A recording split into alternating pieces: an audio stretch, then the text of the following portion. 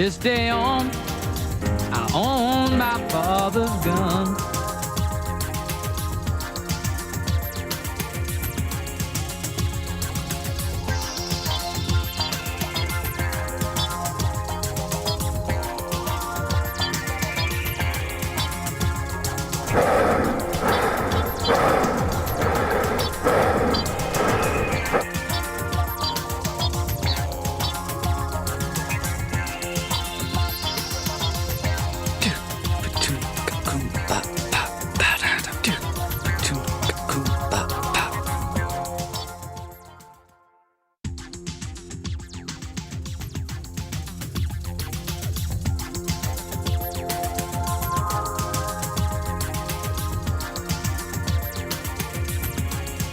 Dude, it's one of the greatest displays of guitar in the history of rock and roll. I know, man. And I was there.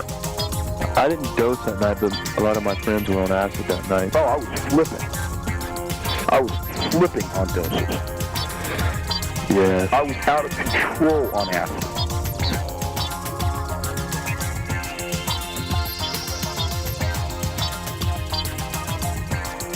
The only way I can describe Gilmore is this. Listen to Dogs. Listen to the solo on Dogs. You know the song? I'd imagine. Listen to that solo on Dogs and times it by like 10 or 20. And turn up the volume by like 50. And that's kind of what I'm talking about.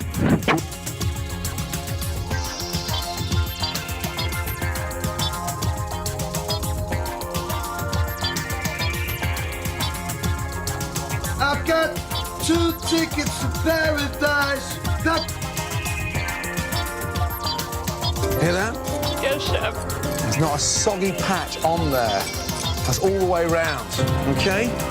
Can you hear that? On the balcony you can hear that, right? Yes, yes, chef.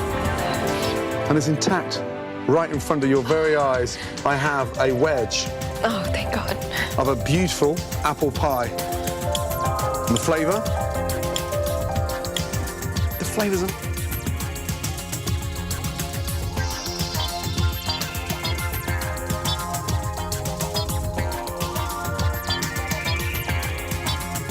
Quiet, isn't it? Can you feel the tension? I can. I can feel it down in my plums.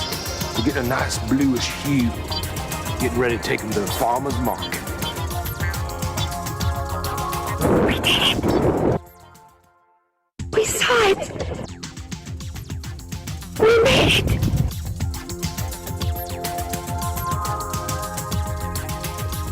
We did it. Yeah, gay? We saw it. Yeah, gay? We made it. Yeah, gay? I said. Let me have a Diablo sandwich, a Dr. Pepper, make it fast. I'm in a goddamn hurry.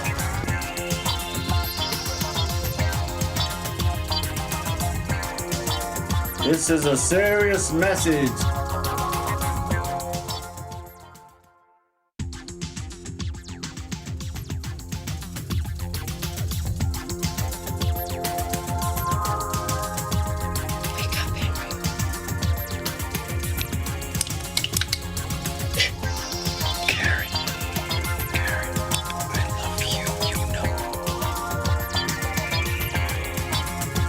Who's this?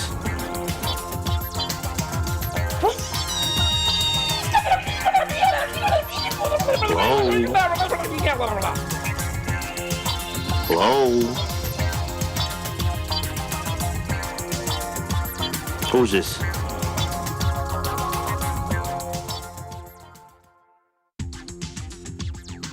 Oh, boys!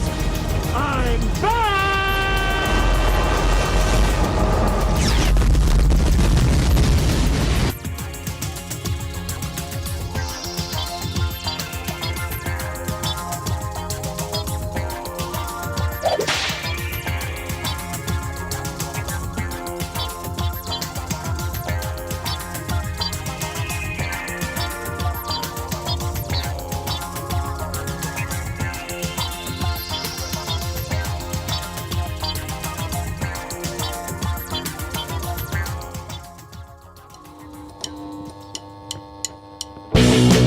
Best show.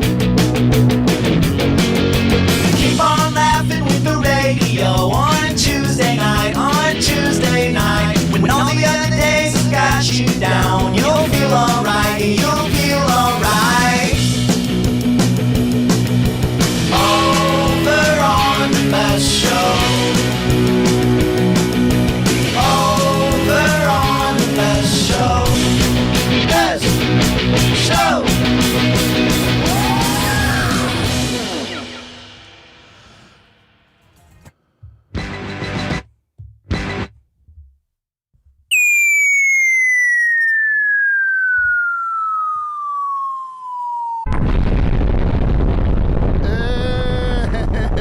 Hey, welcome back.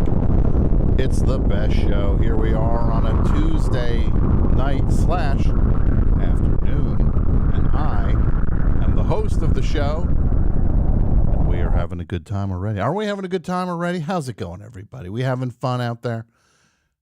The phone number 201-989-0012 if you want to call in and talk to me, Tom, your friend. How we all doing? Everybody having a nice mid-January week? No? Sorry.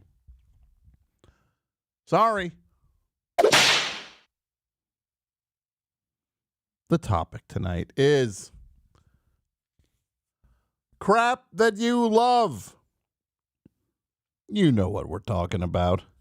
The bad stuff. You know it's not the good stuff, but you love it. You know it's not good for you.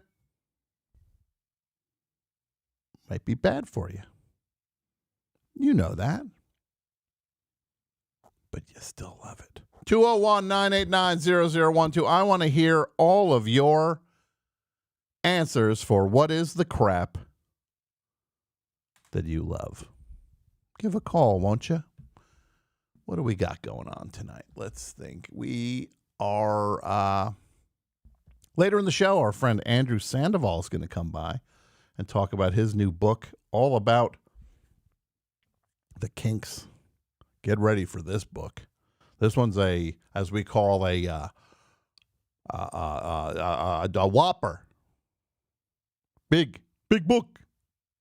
Big book. These are not guilty pleasures also. I'm seeing the chat. Oh, guilty pleasures. No. There's no guilty pleasures. You shouldn't be guilty. What are you guilty? If you like it, you like it. But that said, you know when something's of a different quality than something else. There should be no shame with that. I love Death Wish 3 the same way I love the movie Nashville. I love them both. And they both have my heart. And it's the purity of my heart. They both get it. I'm not like, I'm not laughing at Death Wish 3. I'm immersed in it, and I'm enjoying every part of it. Is it ridiculous? Of course it's ridiculous. Is it over the top and misguided in spots? Yeah, of course. That's what makes it beautiful. And that's what we're going to talk about. 201-989-0012. Now, let me look what we got to talk about. First things first, this is an important thing, and I want to reach out to you, the Best Show listener, for some help with this. I am trying to find audio of Bugs Bunny mispronouncing the word massacre as massacre. Who can help me with this? I can't sit there and watch Bugs Bunny cartoons all day. I got things to do, like plan the show of the Best Show. But maybe you know an episode, a Bugs Bunny short that has that in it. I need it. Please. Who can help me find Bugs Bunny mispronouncing the word massacre as massacre? I looked online and people are saying, yeah, no, he did it. He did it all the time.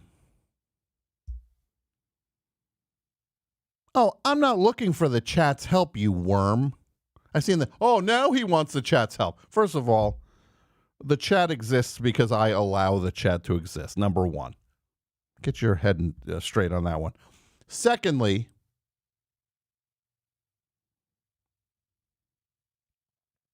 I'm asking the listeners, not asking the chat. Think I'd ask the chat for anything? The only thing I'd get from the chat if I asked for it would be some sort of chlamydia I'd probably get. That's about it. That's what the only thing you get from the chat on a reliable basis. Chlamydia.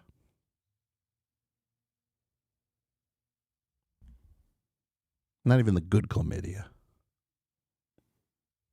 A weird janky chlamydia.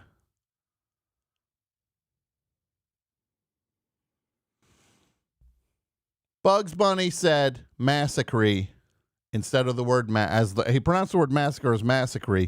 Who can help me find where Bugs Bunny did that?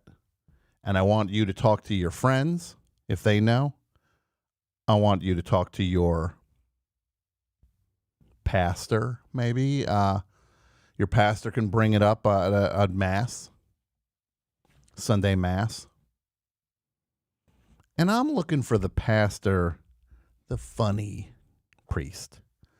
I want the funny priest. Remember, I went to church as a kid. And I'm just going to say, it's not like, I always knew something was up with this place. You know what I mean? It was like, this doesn't feel particularly true.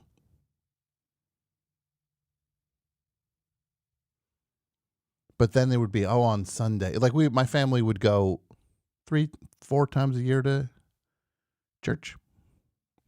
And it would always be, my mother would be like, we should get more. We should really go to church more. We should go. And then we would go as a family, show up late, have to stand in the back, leaning on radiator, hot, holding your jacket. Then, following week, probably weren't going. Maybe we'd go that second week. Then that ended. That would end it, and then it's the usual Christmas, Easter, Christmas, Easter. That was the routine with it.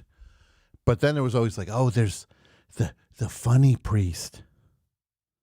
That's 10 a.m. Mass, the funny priest.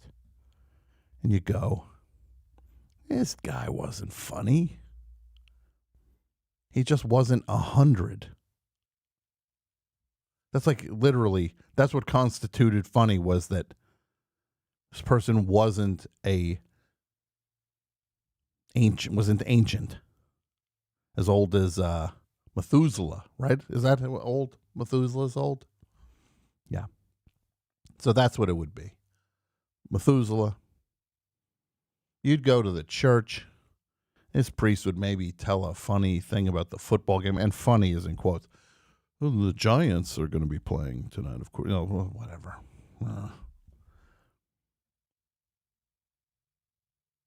But that's what I would go ask that priest, the funny one, to ask the flock, the congregation, about this Bugs Bunny situation. We got to hit this one from all angles. I need help with this. I humble myself before thee. It is right to give thanks and praise.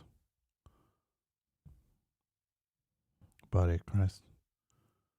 Body of Christ. Body of Christ. Good game. Good game. It's always like that energy. Peace be with you. Also, peace be with you. Peace be with you. Good game. Good game. Good game. And I know some people are like, I thought the best show was a faith-based program. It is. We are, not unlike my guy, Joey Rogues,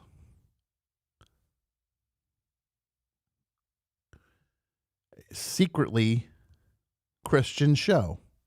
To me, is what's interesting. It's fascinating. That is what, and also that Christianity, at least, is the only thing I have experience with.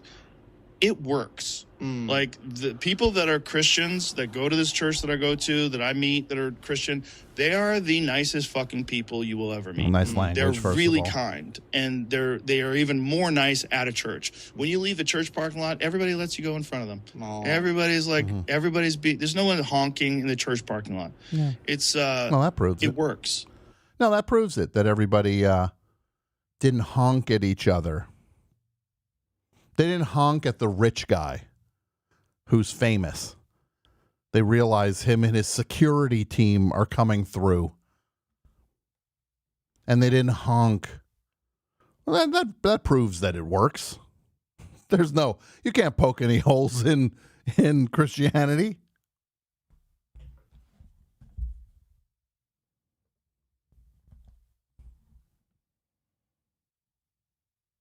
(201-989-0012). Let's see who. We're going right to the phones. We're going right to the phones tonight. Hello, Best Show. Hello, Tom. It's Jennifer in Portland. Jennifer in Portland. How are you, Jennifer? I am the designer of Mr. Etiquette cards. Oh, I am fully aware of who you are. That's Jennifer. Yes. Yeah. Now, Mr. Etiquette, are you there? We're going to make. I want you to be a part of this, Mr. Etiquette. I didn't realize your patron was on the line when I was pacing out the show. How are you doing, Jennifer? How's everything in Portland? Things are good. Today's my birthday, so it has to be a halfway decent day today because of that. Happy birthday. Right? Happy birthday, Jennifer. Thank you. Birthday, Jennifer. I didn't realize it was the Jennifer when I spoke to you earlier. Sorry about that. Mike, it's the Jennifer. That's okay. It's no big deal. Sounds like somebody might have to give himself a Don't Be Scum card. Well, no, I was polite to her. I just didn't realize it was her yet. But see, that's the thing. When you start this scum game, Mike, you go from, I sweat all over the gym equipment, don't be scum. Then you start to go to like, you didn't recognize the designer of the Don't Be Scum card's voice.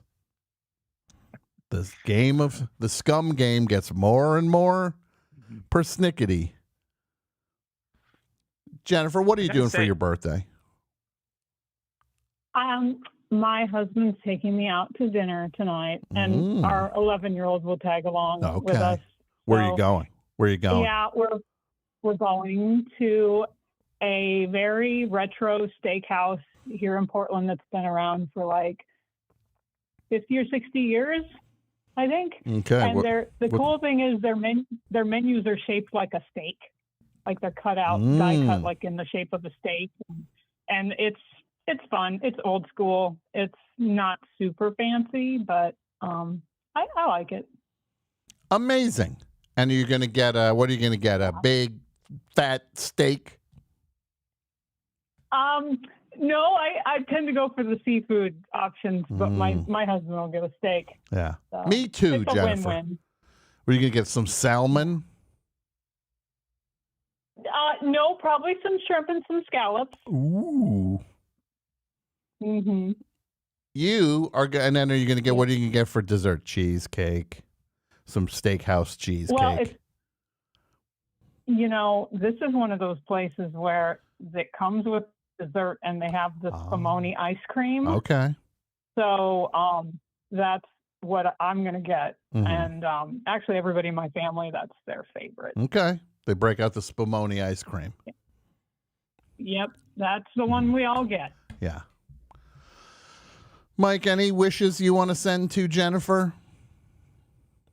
No, I just would like to thank her. I mean, I did some brisk business over the holidays. People ordered some cards stocking stuffers, and it went pretty good. And they still can do that? Is that still an... Yeah, they can still do that. Yeah. Okay.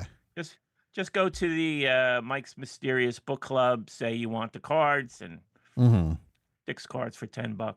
6 for 10. That's a pretty good deal. It's a pretty good deal. Yeah. Speaking of cards, there's a guy came to the studio yesterday. He lives in the neighborhood. He's just like, I found this driver's license in the parking lot. And so it's just like, yeah, okay. He's like, is this person in here? I'm like, I don't know. There's all people coming and going. So he said, I thought it might be from the bar, but I brought it in here. Okay. Why? Yeah. Why would you bring it in here? If you thought it was from the bar, bring it to the bar. Mm-hmm.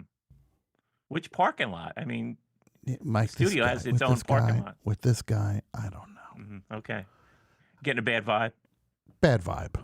Bad vibe. Yeah. So I took the card. I tried to contact the person online. I saw if they were on the social media, and they were not anybody I could reach. So I just mailed it back. Okay. Good for you. The address is on the driver's license. But what is going on here with this? I feel like a magnet for these things now. You keep finding stuff, yeah. Yeah. I feel like I'm a magnet for driver's licenses. Yeah. We had a weird thing when we went on a little trip a few months ago and stayed at an Airbnb, and there was somebody's wallet there. And clearly then Julia found out whose it was and reached them. Like, oh my God, thank you so much.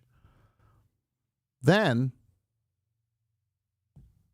she couldn't find her wallet, and somebody found her wallet on the same day. Same day, somebody's like, hey, I found your wallet. Yeah. Mm-hmm. It's in the air. It's the cool thing to do. Lose your wallet or your driver's license. I found a wallet on a ledge outside my Italian deli and brought it in. And yeah, it was one of the guys in the back. So he was happy. Was he on the phone, I guess? He must have set his wallet down. Well, it was during the nice weather, and I guess he would hang out, maybe smoke in front of the deli. And I don't know, for whatever reason, he put his wallet on the ledge of the window. Look, if you find a wallet, first of all, what you do is you don't drop it in a mailbox. I don't buy that for a second. I'll put it in a mailbox. They'll get it back. Will they?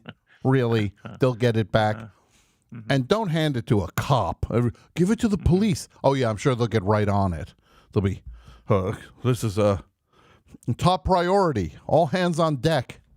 Now, that wallet ends up in a trash can. And open the wallet. Look for how you can track the person down.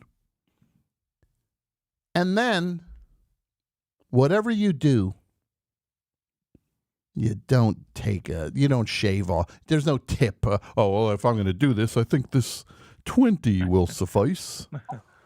Well, now you just say the money was missing when I found it. Yeah, and how's that going to make it? Like, well, sometimes that happens, right? People grab the money. Well, if it actually happened, there's nothing you can do about it. I'm saying don't be the one that takes the money, though. Mm-hmm. Don't be the one who goes, I think this $90 is mine now, and I'll send them their wallet back. Just give the person. Wouldn't you want it back the way it was? I mean, in the old days, muggers used to do that, right? They just take the money out of the wallet after they mugged you, and then they drop the wallet. So there'd be a chance that you could get back your credit cards or whatever. Yeah. Code of honor amongst thieves. It's like Bob Dilbin said. He said, to go against the law, you must be honest, right? Yeah. Is that what he said? Something like that. Something like that on Absolute Sweet Marie, right? Yeah. Don't be like, well, if I'm going to send it back, I got to cover the postage on this. Eat the postage. It's karma. You'll make it. You'll make it. Yeah. That's how we do things on the Best Show. And remember the slogans, because this Best Show now, this is not last year's Best Show. This is not any other Best Show you've ever heard. We're out to even some scores this year. Just remember, the slogans are throwing anchors. Best Show throwing anchors. I need to get that clip. Can somebody pull that clip for me of Ray Kroc from Food That Built America? That clip where he yells at the founder of Burger King. The one we watched last week? Yes. Okay, yeah, we'll get it. If I saw my competition in the ocean, drowning in the ocean, I'd throw him an anchor. Would you? Best Show's throwing anchors all year long. Throwing anchors. Let me take another call. Oh, we lost. Did we say goodbye? Oh, I guess Jennifer hung up. Had somewhere better to be. Hello, Best Show. Tom. Yeah. Hello? Yeah, man. I'm sorry it was like that delay. Hello? Yeah. Can you hear me talking to Joel? Yes. Hey, Joel. It's Joel. What's up, Joel? What's up, pal? Good. I was going to start with, hello, my friend. Hello. You know what that is? Oh, I know who that is. The impression is impeccable. Yes. I'm not pushing my impressions, but I was hoping we could talk a little bit still about Neil Diamond from last week. I know I'm jumping right into it, but okay, because that movie's is out. I just found out it was about like an impersonator. It's not about Neil himself, Yeah, no, it's Hugh Jackman is like a Neil Diamond tribute artist. Yeah, like an Elvis impersonator, kind of. Yeah. Hey, can I start? Oh, so anyway, the weather's been bad. My wife hasn't been feeling well. So she wanted to see it. And it's like 2 hours and 15 minutes, which is too much, too long for me, I think, about Neil Diamond. Mike said there's a documentary about the people, too. But anyway, so instead we watched The Jazz Singer on streaming service. Yeah, how'd that go? What I want to talk, well, it's some nice songs in it, but Neil Diamond's hair in that is like the tall man from Phantasm. From Phantasm, the tall man from Phantasm. What are you doing here, boy? When I was a kid, I remember TV commercials for this movie Phantasm, and they'd show this metal ball flying through the air that zipped around, and then a blade would pop out of it and it would land right in your forehead. That spooked me. Yes, it spooked me too. I saw it not soon after, a couple years later. I don't like it. I don't like those Phantasm movies. I don't like them. I love the first one.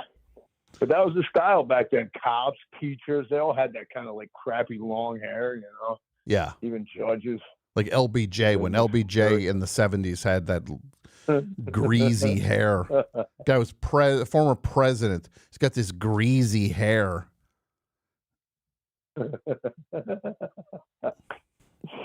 Oh, man. So I was watching The Jazz Singer, and there's some parts I love. I love when Laurence Olivier goes, "I have no son."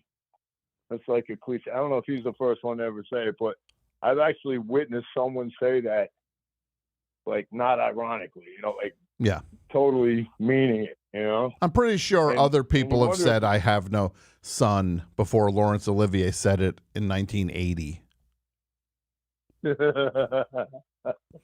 On the set of The Jazz Singer. Yeah, because he wanted his son to be a rabbi. Is that right?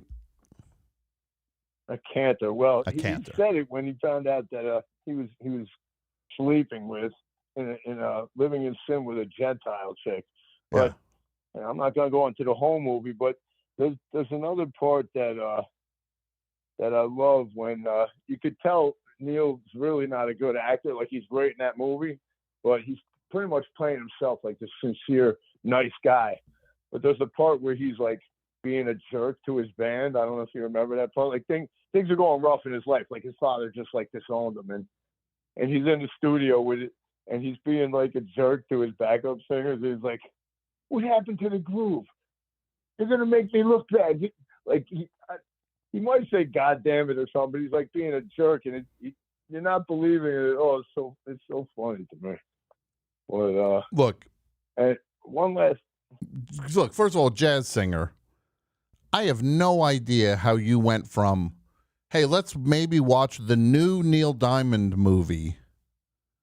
This movie starring Hugh Jackman and Kate Hudson, to, hey, why don't we watch a movie with Neil Diamond acting in it?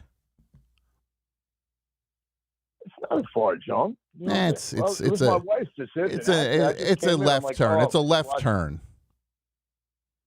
Really? I think so. It seems like the only logical. Instead of spending $25 to watch it, like, oh, we'll watch it on Prime. You think that's the logical thing? Yeah, go to Saving Silverman, Joel.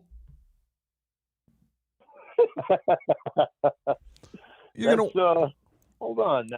Another Neil Diamond movie. That's like a comedy about. Yeah. He's in that too? Well, he's in it in the end. But it's a Neil Diamond. They're doing a Neil Diamond tribute act. Jack Black, Steve Zahn, and Jason Biggs. Right, the guy from American Pie, right? I remember that. I probably saw it. That's like early 2000s. I was probably got it from Blockbuster, you know. But I'll say one more thing. Yeah. About Neil Diamond. Remember, we came up like with the metal band idea, the stoner metal shit. Yeah. But the other metal connection is his cousin King from Denmark. What? King Diamond, the singer from Merciful Fate. Yeah. Neil's cousin. I'm a huge fan of Merciful Fate, by the way. Oh, no, I figured Not as King much. Diamond so much. I figured you were a fan. Oh, if you like metal, man, they're one of the best bands ever. They really are. Yeah, King Diamond. Always a pleasure, sir. Thanks for Joel, having me. I just want to tell you, Happy New Year. I'll still say Happy New Year. Yeah, I've been saying it too. All right, Happy New Year to you. All right, my friend. I will talk to you later. Mate. Bye. All right, let's get back to these phones. We got hot phones tonight. We got busy phones, hot phones. Let's get to them. Hello, Best Show. Hey, Tom, it's Jerry Jeff Jefferson in Newbridge Muse. How you doing tonight? Good. I'm doing all right. How are you? Good. You know, my mind's kind of blown. I always thought that King Diamond was King Vitamin's brother. You want to know what? I understand that mistake. Yeah. So now I don't know what to believe. I mean, I guess they're not brothers, right? Is that fair to assume? I guess not. I guess I thought because they were kings, you know, they would be tangentially related. I don't, you know, at least, right? Yeah. I don't know. So that's embarrassing. That's all right. Don't worry. Hey, speaking of being embarrassed. Yeah. I'm really embarrassed because I thought tonight's topic was something other than what it is. The crap that you love? Yes. Yeah, I thought it was something else. What did you think it was? I thought the topic was everything about the Beatles is exactly the same, except there are persistent rumors of mid-level cannibalism. are we still enchanted by them? So you can see how it's close. Sure. Well, I guess for me, what it would come down the deciding factor is what constitutes mid-level cannibalism. I would classify that as being outer regions, upper haunches, no internal organs. Okay, and it's off the bone? Well, that's a gray area, we'd have to really hash that out. I guess so. I mean, it's a tricky spot Yeah. to figure out where the line is. It is. I mean, full-on cannibalism is... Once you get, Yeah. once you get internal, then, that's high level. That's just cannibal. Yeah, that's classic cannibalism. Straight up. Light cannibalism would be what? Biting someone else's fingernails? I think it's more than a nibble. I think it's skin breaking and maybe even getting into that, what's it called? The fascia? The fascia. Like it's a level, I think, under the skin. So it's, it's heinous, but it's not quite. Not all the way there. Too much. Yeah. Exactly. Yeah. Yeah. And then mid-level kind of is open in that kind of, there's a lot of wiggle room there on mid-level. A lot of wiggle room. Yes. Yeah. So anyway, I think, it would certainly make you see certain songs in a specific light, Yeah. Like, Maxwell's Silver Hammer, are they using said hammer to incapacitate possible victims for their, yeah, heinous activities? I don't know. Yeah. Like, what about like the song When I'm 64? What if it was, would that be like, would you still eat me? Would I, like when I'm 64? Right. Like that'd be sung like, from the other point of view. Yeah.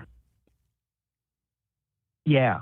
I always thought he meant like he would you eat him if he was 64 pounds, like they were stranded on a, on a shipwreck or something. He's starving. I don't know. Either way, it's bad. It's less pleasant than maybe I had thought those songs were. Yeah. So as you can see, I screwed up. I'm sorry. I thought that was the topic. No, that's all right. That's all right. What was your name again? Jerry? Yeah, Jerry Jeff Jefferson. Man, I gotta say, that sounds so familiar. I'm not placing it though. It should? It should. Okay. Why? I'll place it for you. All right? Okay.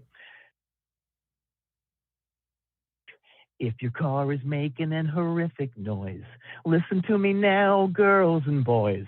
Don't be sloppy, get in your jalopy and come and see the muffler czar, because he knows where the mufflers are. Oh my God. This is right. The muffler czar. I have not heard that in a very long time. You couldn't get away from that when you were probably, like 20, 25, 30 years ago, right? Yeah. Oh my God. That was one of those. I mean, it felt like you heard it 10 times a day. Oh, at least. Yeah. Radio, TV, everything. I mean, those were great times, man, for the muffler czar. That's for sure. So you were the muffler czar. Well, I still am, but, things have a way of happening that cause us to go down roads we never expected to go down, right? Okay. I mean, that happens to everybody, I guess, in one way or another. Yeah. So how did it what is your life been like?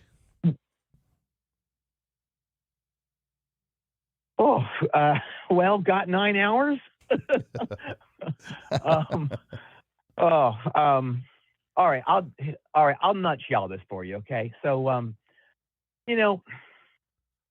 anyone who spent any amount of time in the high stakes, hard partying muffler world, they know that scene is exactly like the Wolf of Wall Street.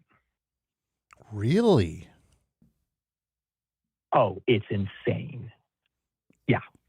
I gotta know more. All right. Well, so there's 5 big muffler chains, and if you're, but there's a lot of chains out there, but there's 5 that kind of are, like the Coke and the Pepsi, et cetera, of Okay. of mufflers, and if you're the head of one of those, you're breathing rarefied, gently muffled air. It's something else. Yeah, you're top dog. Big shot.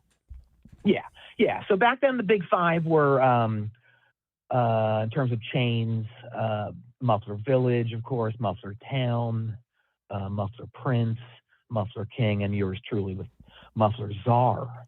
And, things were off the chain for a couple decades, just printing money. Really? That's. Yeah. I mean, I guess it makes sense, stuff. Huh? Yeah. I mean, everyone needs a muffler, right? Yeah. So, and, people had multiple cars back then. So, as founder of mufflers are, I was raking in hella cash. Okay. I mean, I wasn't expecting you to say hella cash, but, well, yeah. So I just caught a vibe, I guess. So, I was swimming in money to the point where I was buying a new gold bed every 2 days. A gold bed? When you say a gold bed, what are we talking about? Yes.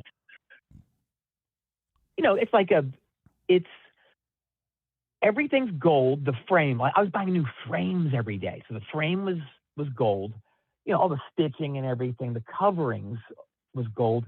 Inside, gold water bed. Gold water in the how is water? What is gold water? Honestly, for all I know, it could have been just regular water. I never looked. Were you paying a premium for it? Oh, so much. It was crazy. I'm not even going to tell you. That's what. But you did it feel different? Like gold? I don't even understand why. I was so coked out back then. I don't remember. Okay, well, that's fair. Yeah. But so you would wake up, you would wake up and then say, "Get this bed out of here!" Like, yes, I can't. I hate this bed. Get it out. Oh wow, that's never want to see it. Yeah. What else was I doing? I would bathe in horseshoe crab blood. Wait, the blood of a horseshoe crab? Yes, it's so rare. 40,000 a gallon. But what is the benefit to that?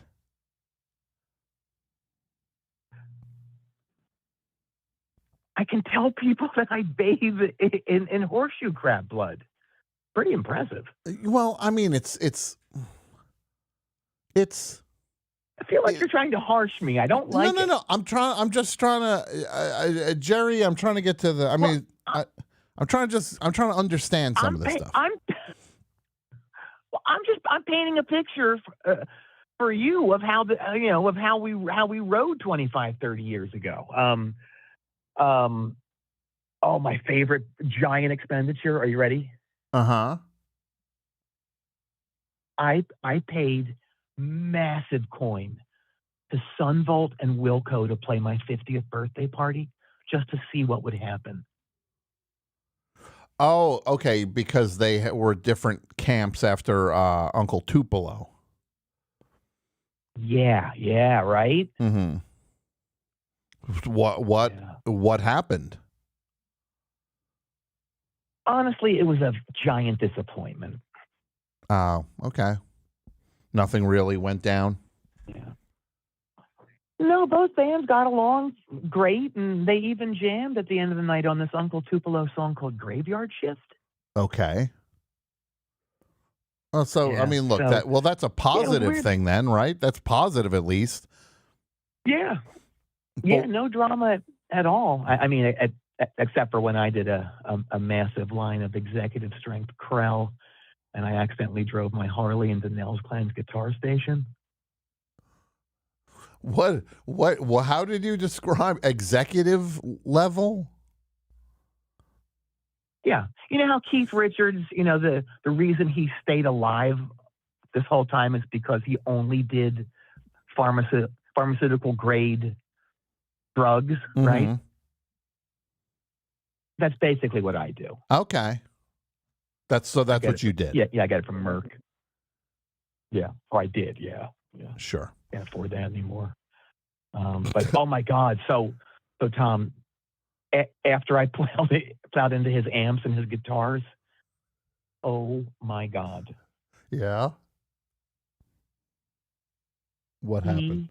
He came within a millimeter of jamming that electric drill into my nose. Because well, it sounds like you might have been a little out of control. I was look, man. Work hard, study hard, play hard. Okay. But I mean, playing hard is one thing. Crashing your motorcycle into his equipment? Yeah, and I'll tell you, I'm to blame for this because if I'd taken off the sidecar, it wouldn't have gone down like it did. Okay, so the sidecar, what I own it. Well, I would have had clearance if I didn't have the sidecar. So it clipped, like the sidecar clipped the stand?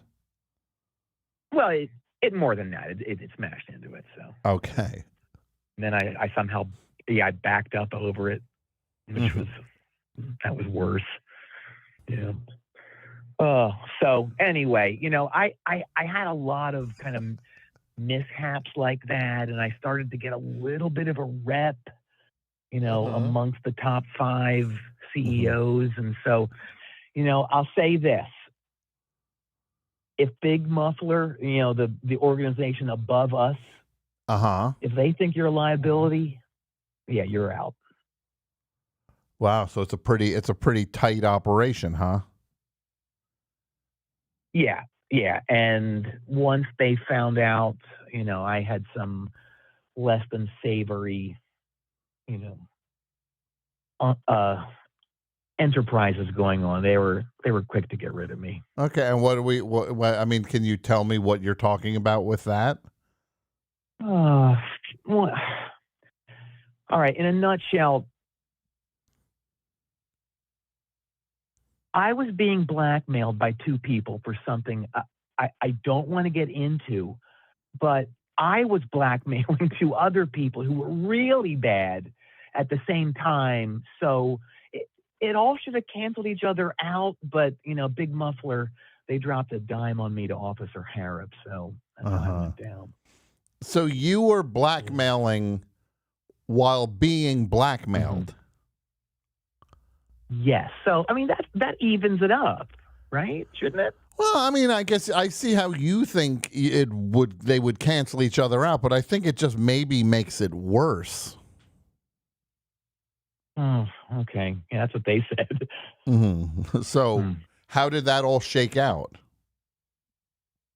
Oh, it shook out with me doing 5 in Prison Bridge. Bay Pen. Yeah. Okay. So wow. So you did your time, huh?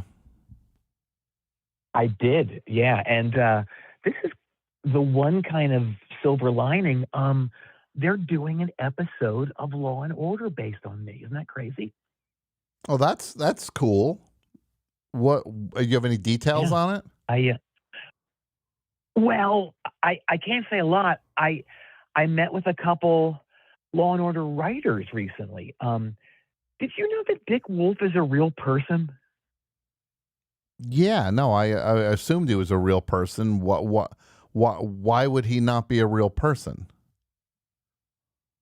Oh, well, all this time I thought he was a made-up figurehead, like Walt Disney or one of those people. Okay, so you thought it was just like a name, like a handle or something? Yeah, like a made-up name to instill confidence, like Walt Disney. Sure, but yeah, okay. I mean, I'm a little. Is it because of the name also means could mean something else? I guess I don't know. Yeah, it's Richard a weird Wolf. I don't know. It's a weird one. Weird one. Yeah. Yeah. You know what's weirder? What's that? Did you know that there was a Law and Order script that's eerily similar to You and the Best Show? I have no idea about this. Please tell me more about this. You want dish? Yes. Say, Jerry, please feed me. Sorry, what's that?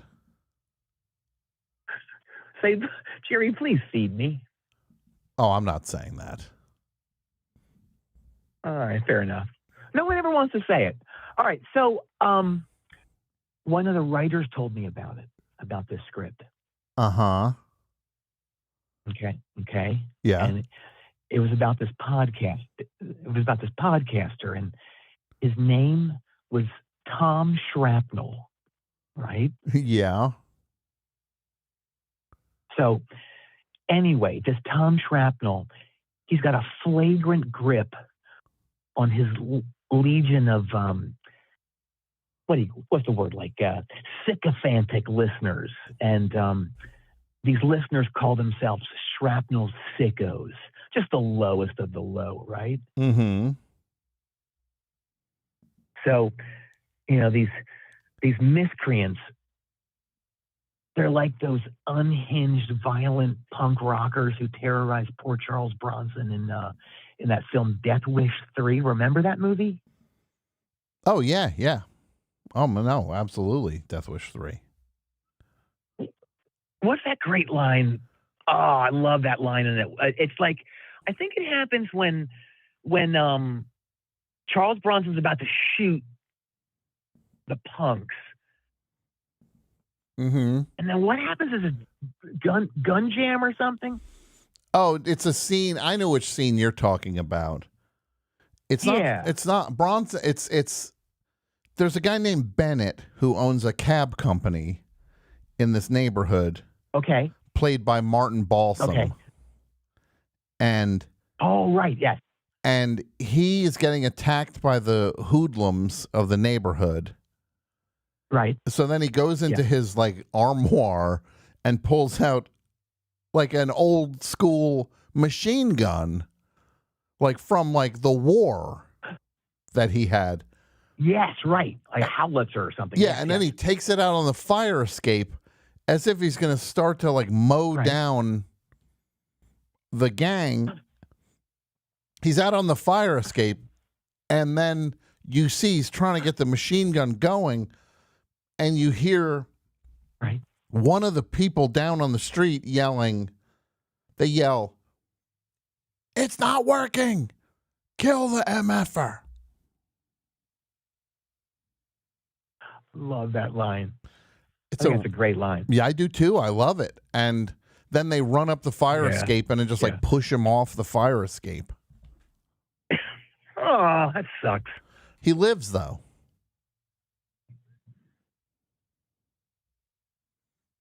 Well, I'm sure he was incapacitated though, so it wasn't all just, good news for him. Yeah, I mean that's a fair point. I mean, he is getting up there in age. And even if he survived the thing, that probably shaved some time off of his life. Right. Yeah. I mean, like, who knows, I'm sure his pelvis was like powdered, right? It must. See, that's exactly what he probably had to get some sort of hip replacement surgery. Right. And then, back then, like, what were they using? Like a pin or something? Exactly. It must have been so painful. They couldn't go in with like the way they can now for these things. Burlap. And then he's probably burlap. I mean, that's very possible. And then he has to go through like physical therapy and walk like that's the stuff they don't show you in the movie. No. Am I ever going to make love again? Right? Wait, what? What was that? I said, am I ever going to make love again? I mean, that's what he would say. That's a real concern. I wasn't sure who was saying yes. that. Okay. Yeah. Me too.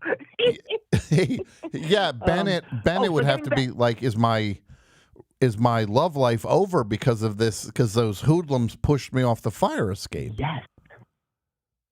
Right. Well, I had to be like Captain Ron in Born on the 4th of July and whatever he. Well, I don't think that was Captain Ron. Captain Ron is a Martin Short movie. You're talking about Ron Kovic.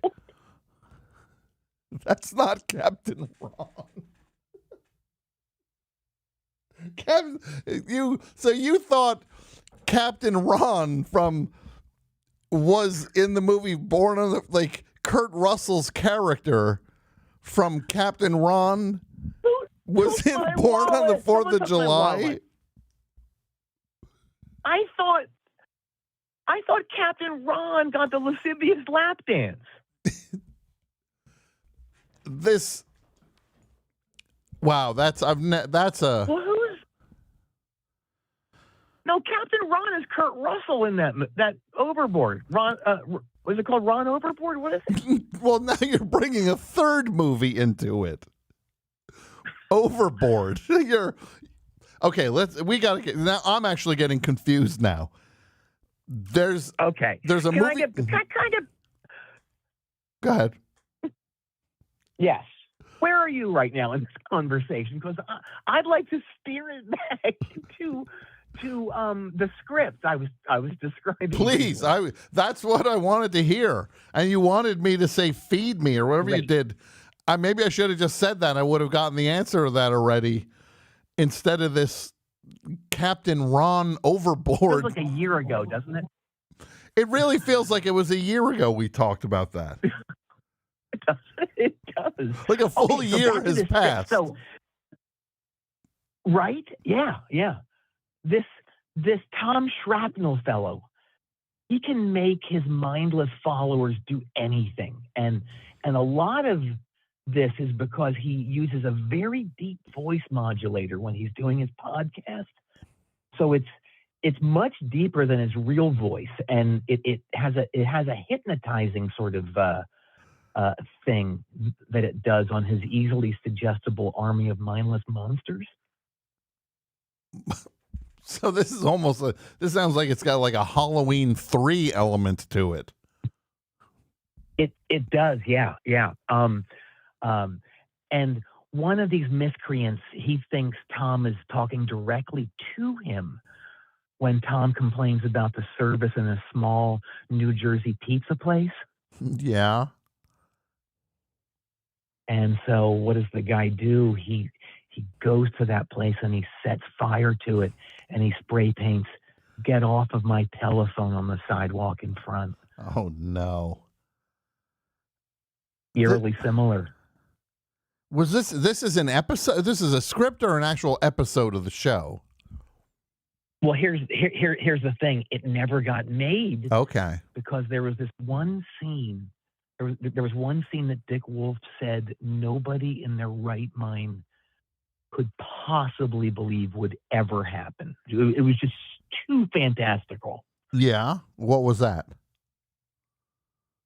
So this weirdo Tom guy, Tom Shrapnel, he gets in this elevator with Patti Smith, the singer, right? And he asks her if we're gonna believe this, if she ever saw this I guess they were like a boogie rock band called Humble Pie. Mm-hmm. And that was just a bridge too far for Dick Wolf. Okay. Well, that actually happened. What? Shut up. No, that's actually, you know, they say in Law and Order, like, ripped from the headlines. That one actually is ripped from the headlines. Oh my God, it was shorn from the headlines. Good Lord. Yeah. Well, we all, as my dad would say, we all have stuff. It's true. Right. Hey, I got to roll in a second, but speaking of television. Yeah.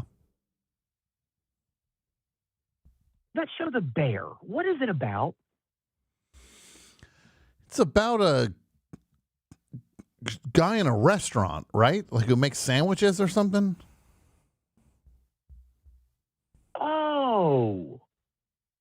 Okay, now this makes sense. Okay. I thought The Bear was something totally different. Okay, what did you think it was? Well, I was boycotting it this whole time because I thought it starred the bear from The Revenant. Okay, you thought it was a show about that bear? No, I thought the actor, you know, the bear actor from The Revenant, I thought he was the star of this, and it was about something else. Okay. You know, I just heard so many terrible things about the bear from Revenant being, you know, super difficult and, you know, just kind of, you know, not cool, that I guess I just didn't want to support it, but I'm wrong apparently. Well, I mean, I think that it is not, I don't think there's any, I think it's just humans on the show, The Bear. Okay.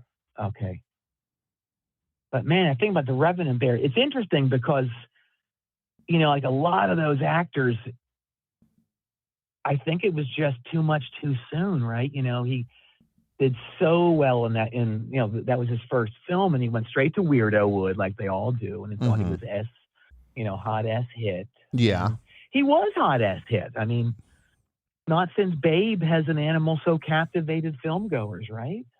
I think that's a fair point. Yeah, but you know, as happens, cracks form and form they did, Tom, right? Yeah, it's inevitable. I guess it's one point or another. Something's going to set in. Yeah. For The Revenant Bear, from what I heard, one of the biggest frustrations was that he wasn't famous enough to be known and you know, have people recognize his face all the time. You know, he had that, and he was making decent money, but you know, it wasn't enough money to leave those massive tips, you know, that celebrities leave for their food servers that get us magazine readers so hot and bothered, right? Yeah, you know, the things that get, I'm sure it was frustrating. They get a lot of, when they get a lot of ink for, he came in and he left a $100 tip. Yes. Makes you look real good, but you know, you end up spending, you know, going into debt on tips, you know. If you keep, going. He got, exactly. So, you know, he got the difficult label, and then, you know, those roles dry up, right? So I guess there's other bears out there. You're not going to, if he's going to be difficult. Yeah, go climb a tree, right? Yeah, I guess so. Yeah. All right, my friend. Okay. Oh, yeah. Before I go, I loved. Someone called last week and had an idea for a topic. It was ruin a movie by tacking something terrible on to the end of it. Yeah. I have one. Okay, let's hear it. All right, Soylent Green, remember? Yeah. Charlton Heston at the very end. He announces that this Soylent Green, this is a spoiler for your listener, but it's so old, They've had enough time. this film. So, exactly. There's this food source, Soylent Green, and Charlton Heston makes a giant discovery and says, Soylent Green is people. Mm-hmm. Yeah. Right? Yep. That's the end. He says, Soylent Green is people. Yeah. And then he goes, and I can't get enough of it. Yeah, that would be a very different ending. Terrible, right? Yeah, that kind of in that voice. Yeah, that would really distract from the message of the movie. Yeah. And he looks right in the camera when he says it too. Yeah, that would just be a very odd way to end that movie. Yeah, I don't like it. Well, so all right, so that's that. Hope you have a great night. Well, look, it's been exciting to talk to the Jerry Jeff Jefferson. So I appreciate you checking in. Absolutely. I'd love to send you an 8x10. Okay. I'll keep checking the mail. Sounds good. Consider it done. Okay. I can't wait. All right. Bye-bye. Bye-bye. That was fun. Legend. That's a legend, everybody. That was a legend. Let's go back to the phones. And then I'm going to tell you a little story about me going to the movies. Let's go. Hello, Best Show. Hey, Tom. Can you hear me? How are you? Who's this? Hi, this is Clark. I'm calling from Bloomington, Indiana. Clark from Bloomington, Indiana. What's going on in Bloomington, Indiana tonight, Clark? Not much tonight, but last night was a riot, I should say. Tell me how so. Well, the IU football team won the national championship, so everyone kind of went nuts here. No, that's fun. Sort of a hell freezes over situation, yeah. Mm-hmm. And that's like children's sports, right? Yeah, IU, Indiana University. Well, yeah, just college football in general. It's like older children are playing, and then maybe like 15% of them can go play with the adults in the NFL. Pretty much. Yeah, I guess they could play longer now. I don't know the rules, but yeah. Yeah, I guess, and then the other players can go get their degrees because they are in college. Yeah. Well, congratulations on that. Congratulations on that. Appreciate it. Okay. I didn't do anything, but yeah, I remember you saying about people saying, we did it. Yeah. And, we haven't really, I haven't done anything. No, I get it. But you're from there and you're proud. So good on you. Oh, yeah. Thank you. Yeah. To what do I owe the pleasure of this call, Clark? Yeah. Talking about crap we love, right? Yeah. Well, last night I just watched a good documentary about the Counting Crows. I don't know if you've got a chance to see that yet. Called "Have You Seen Me Lately?" I've not seen it yet. I would watch that. Yeah, it's one of those HBO music box series that they got. Okay. So I was just thinking about they were like my favorite band growing up, and just watching how much crap they kind of got. They were probably one of the most, it seemed to be a pretty made fun of, hated band at the time, and how fast they got, big from their first album, just kind of skyrocketed, and how they had to kind of deal with that. And sure.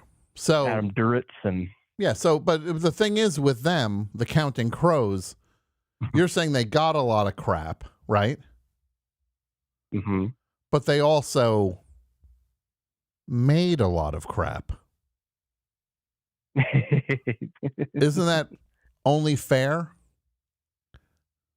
It's I mean, yeah, it's fair. That's fair. If you're going to make everyone's that, if you're going to entitled make their music like that, if you're going to make music like that, then you're putting that bad music out into the world, then you deserve to get some grief returned to you. Sure. So this was your favorite band in high school? I mean, yeah, middle school, high school. Yeah, I definitely, their first 3 albums, I think, are their best stuff. Yeah. Now you've heard other kinds of music, right? Mm-hmm. You know, there's other yes, people that make music. Oh yeah. I don't know why they're a band that kind of just kept with me, but yes, I'm very aware that there are plenty of other kinds of music, and who would you say your favorite band is now, Clark? Oh, my favorite band. Well, I play music too, but I mean, I like all kinds of definitely not more of the underground stuff now. I obviously have, I would say a better eclectic taste of music now, but okay. I'll always go back to that well. You're dodging the question. So you're ducking my question. I asked the question. What's your favorite band now? And you said, "Well, I make music now, and I like all kinds of bands." Yeah. I'm just trying to think of a current band right now that would give me some points here, and I'm kind of drawing a blank on that.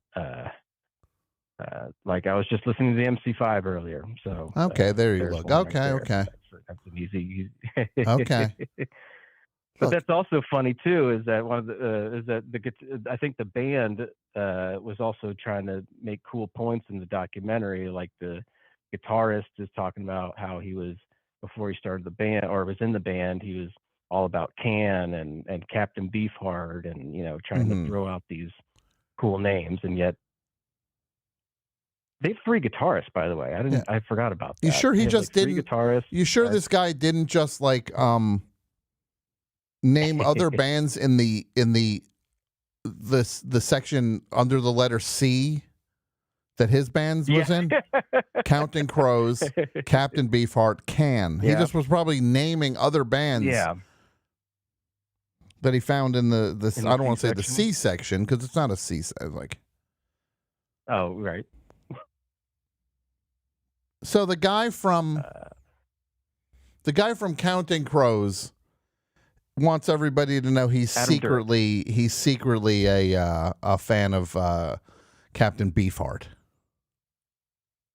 Well, yeah, I think they were just talking about. I think the band's pretty self-aware of how people think about their music, which is one thing. But yeah, I guess like one of their 3 guitarists was mentioning how they were into that, but yet they gravitated toward, I guess, the singer and wanted to be a part of that and whatnot. Look, and also, I'm again, I just want to make something clear here. You like Counting Crows, good for you. I personally don't like them, but I love how, again, this godforsaken chat. Oh, I guess Tom's just, you call up and you talk about the thing and then he starts making fun of you. No, I'm allowed to say that I think something's awful. Mm-hmm. And I'll also say something. There's crap that is great. There's crap that's not great. There's high-minded stuff that's great. There's high-minded stuff that's not great. This is look. I'm not judging it on its status. I'm judging it on its actual quality. Yeah. Counting Crows. I think they're just one of those. Yeah, exactly. Mm-hmm. I mean, look. They're not good now, right? You see it. I haven't really. I kind of stopped following them past the 3rd album. Yeah. So. Yeah. You get it. Yeah, no, I wasn't accidentally in love with them. If But you know look, what I mean. this kid, and you were a kid also. You were a kid. That's kid music. Yeah, I was learning music, and I like. But now look at you. Now look at gravitated you, towards those right? first Look three. at you now, the music Now you're look at listening me, to. right? Right? High school, Yeah. rah, rah, rah. High school, sis, boom, bah. High school, get out of my way. It's the MC5. That's a good one. Yeah, that's Yeah. from their what's that? The third album? That's off their second album, my friend, Back in the USA. Oh, Back in the USA. Yes. Mm-hmm. Yes. All right, Clark. Anything else? I can't fool you. No, I mean, I just wanted to mention also who's in the documentary, like Jeff Ross, and I didn't know this too, that Steve Kerr, the coach of the Golden State Warriors. The Golden State Warriors. Yeah, I guess him and Adam, the singer, were friends back in the '90s or something like that. So oh my God! Fun. I don't know why he's in there. That makes perfect sense. That's a rock and roll weirdness kind of thing to me. Yeah. Yeah, that makes perfect sense. The idea that Adam Duritz and Steve Kerr would be friends, because Steve Kerr is the Counting Crows of basketball.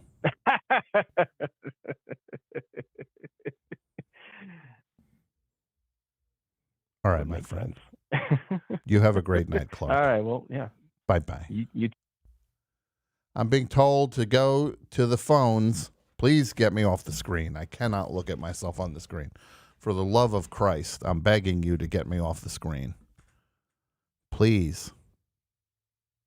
Thank you. Hello, Best Show. Tom. Oh, I know who this is. Three letters, and I know who this is. Tom. Hey. It's the guy. It's Jeff Fierzig. You know, the topic went out this morning, and I was like, oh, got to go for that one. Okay. The crap we like, right? The crap we like, yeah. I'm going to go for it. The much maligned, and this is not a guilty pleasure. Let's get that out of the way. Yeah, we're not talking about guilty pleasures. No. Right. No. This is I genuinely like, and I'll give you all the reasons why. Cut the crap of the Clash. So you like the album Cut the Crap by the Clash. Yeah. I believe their final album. Correct. Mick Jones kicked out. Mm-hmm. Booted, by Paul Simonon and Strummer. Yeah. Joe Strummer is basically '83. They boot him out. Yeah. And then Joe Strummer goes he goes harder. He wants this band to be more edgy, and he gets a bunch of young punks to be in the band. Right, but he's still wearing the mohawk from the Shea Stadium tour, right? Yeah. Which I attended. Got the mohawk. Do you know what they were calling the mohawk at the time? They literally were calling it the Joe Hawk. And he still has it. They were calling it great. the Joe Hawk. Uh-huh. They were. Okay. I believe you. Anyway, they boot, but this is funny because they boot Mick Jones out over creative differences. Yeah.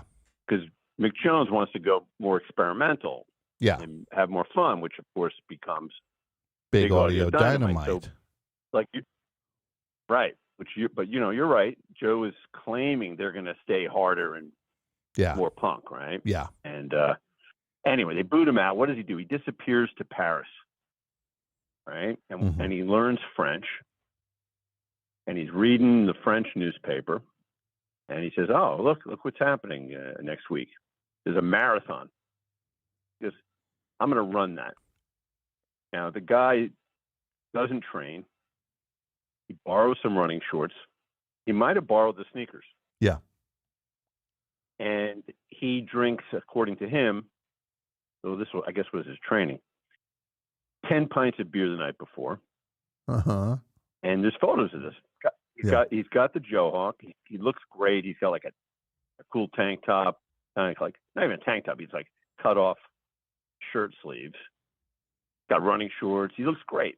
Mm-hmm. And he finishes this thing in a very respectable time. Finishes a marathon without training. Supposedly couldn't walk the next day. So that was pretty cool. I was like, he got my attention. He got my attention for booting out Mick Jones, first of all, right? Sure. Yeah. Then what people don't remember is before Cut the Crap comes out, he decides he's going to tour this thing. A little test drive. Yeah. Now, the last time I saw him was September of '83 at Shea Stadium, opening for The Who. And people can pretend that the Who audience like really paid attention to the Clash, but they didn't. Of course they did. They knew like the one hit. Yeah.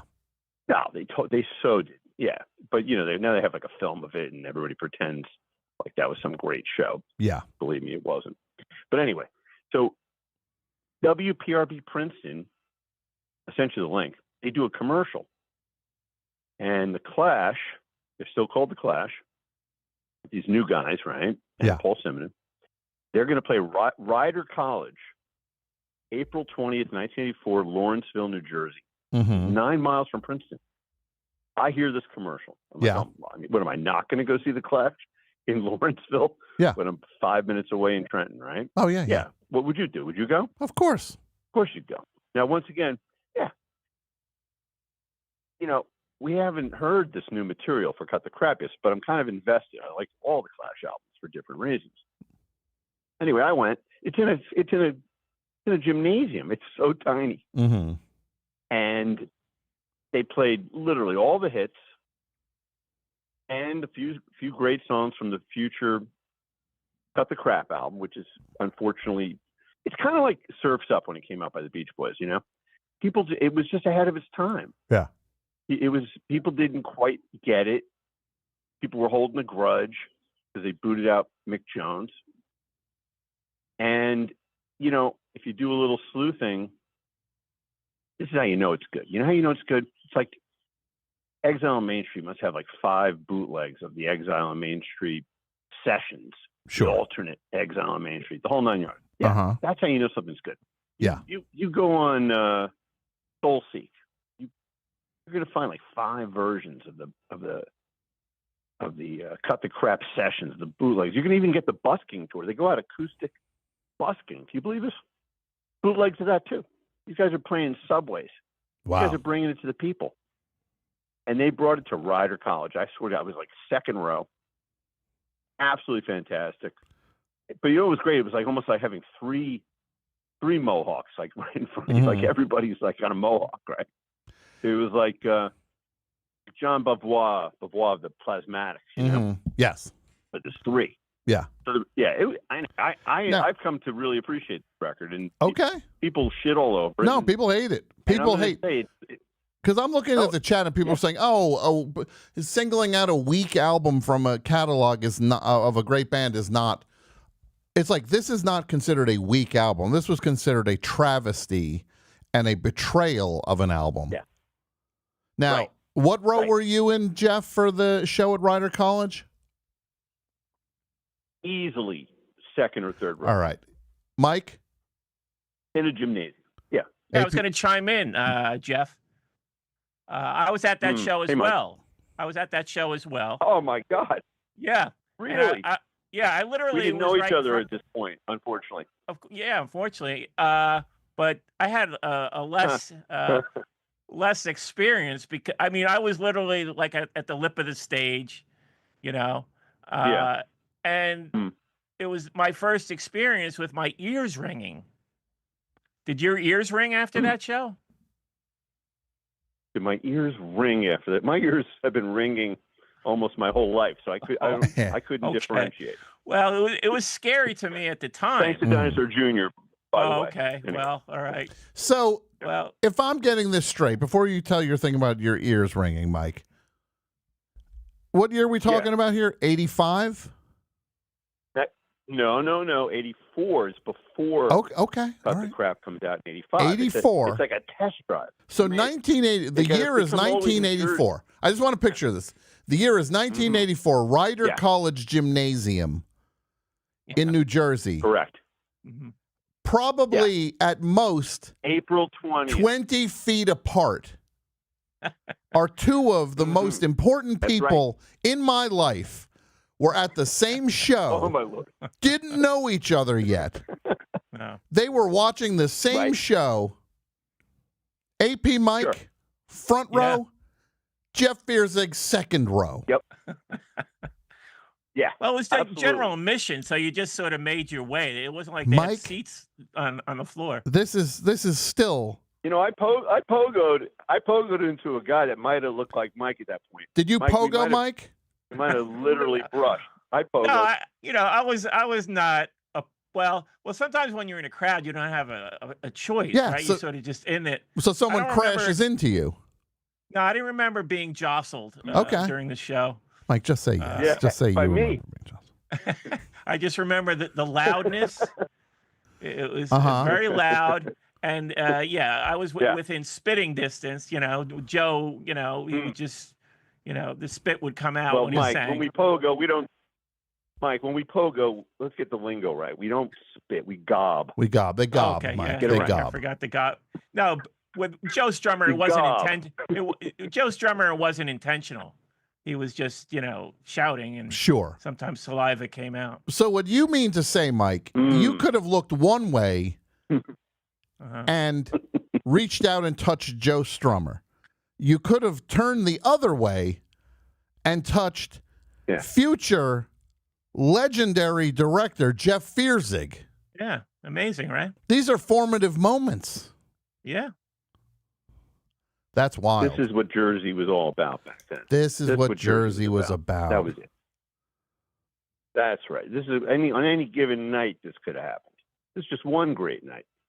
I'm glad we're talking about it because Cut the Crap. Perfect for your topic. I'm not quite there with you regarding that album, Jeff. I'll have to listen to it again. What do you think? Wait, Mike. When was the last time? Let's be honest. When was the last time you gave it a nice car at night drive spin? He has not done that. Yeah, no, it's been a while. Yeah. It has been a while. Reagan was president the last time Mike did that. Exactly. This is England is on there, right? People said bootleg to fill his time. Yeah. This is England is a great song, and that is the sleeper song is the one about the card playing, 3-card cheat or something. What did you think I think that's a sleeper too. What did you think of Joe Strummer's first solo record? Earthquake. What was that one? I trying to think. What's the title of that one? Because I blew it all together. Something Earthquake, or I can't even remember. I just remember that being one of the biggest disappointments I've ever purchased. It was just like, what is this? Yeah, I did not like that record. I don't know if I even remember which one was what, but I know one thing. I was on top of Cut the Crap. Right? Yeah. I was invested. Okay. This was Jeff's, and that's that. This was Jeff's philosophy of the world. This was Jeff's music to strip by. This is when Jeff caught the wave on this thing, and now people are just getting on the wave. And ironically, Mike, you had your your precious Joe Strummer album, and I mentioned Waves. Of course, when you think of Joe Strummer solo stuff, what do you think of these days? John from Cincinnati, the show John from Cincinnati, which had a Joe Strummer song as the theme. I like that song. I like some of the songs he did in his later the Mescaleros. Mm-hmm. Earthquake Weather. It was Earthquake Weather. If I could go back in time, first thing I would do, kill Hitler, of course. First thing. Second thing I do, Rider College, 1984. I'm there, and I'm just watching. I'm just watching a young Jeff Vierzig and a young AP Mike. And Mike didn't even have anything to be an AP of at that point. No. Still in college, I think. Yeah, I'm still in college. I love it. Where were you in college at, Mike? I went to NYU. You weren't a Rider College alumni, were you? No, but I knew somebody who his sister went there, So like it was, hey, you know, the Clash are playing here. Let's go. You know, so a bunch of us went. That's nice. It's awesome. I don't even remember who I attended with at this point. 42 years ago, I think. Yeah. So, but I remember one thing. I remember pogoing on some guy probably was AP Mike, I think it was you. I think it was you. I was wearing flannel shirts in those days. I was ahead of the curve with the flannel shirts. You were grunge before grunge. Yeah, I was grunge before grunge. No doubt. Yeah. Yeah, no doubt. Yeah. Yeah, they probably thought you've always been a trail. some mountain man from the Pine Barrens was going to the the Clash show. The Pine Barrens with his flannel shirt on. There were people from the Pine Barrens at Rider College, no doubt. They'd be like, "Yeah, okay, what do we got? A Rambo situation here? Got a It's like a First Blood." Mike walks into the town with his flannel shirt on. The police are like, "Keep moving." Yeah. Were you at any of the Bond shows? Not all punks. I'm sorry? Were you at any of the Bond shows? I was at the first show before they shut it down. I wish. Yeah. I wish. Oh, I'm so jealous. I know, well, I'll tell you who you were there with. You were there with Dean Wareham. He was at the Bond show. Oh, was he? lived in Manhattan. Yeah, well, look at this. I think he went to NYU, right? I think he was at NYU when I was there. I think you're right. He's a tall, lanky dude, right? I mean, he stood out in a crowd, right? Good-looking guy. I don't know. He's not tall and lanky, though. Well, this is amazing. No. This is thinking of somebody else. Sorry. This is beyond amazing. Well, that was my, Okay. You keep those hot topics going. All right, Jeff. We're gonna keep trying. Yeah. What's going on, Jeff? You got anything you want to mention? I mean, there's no plugs. It was just for fun. Okay. I just want to give you always have an opportunity to you plug whatever you want, Jeff. And if you don't want to plug, if you don't have anything, then you don't have anything. Nah, I'm plugging that album for a revisit. We need a full reappraisal. That's it. All right, folks. Cut the crap. Jeff, that's amazing. All right. Thanks for calling, buddy. Thanks. Okay. All right, bye. Hey, Mike. Oh. Yeah. He's gone, Mike. Oh, okay. So I go to the movies. First of all, no, this Bugs Bunny thing's driving me nuts. I need help finding Bugs Bunny saying massacre as massacre. Please help me. So I've been listening. This is the end of December. I'm listening to this audio book of William Friedkin telling his story. His memoir. And first of all, William Friedkin, the director, he did The Exorcist. He did French Connection. He did Sorcerer. He did Cruisin'. Blue Chips.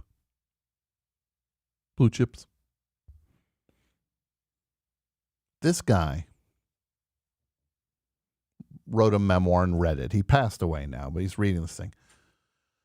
First of all, William Friedkin's voice, the closest thing I can compare it to would be if Foghorn Leghorn was from Chicago. That's what his voice sounds like.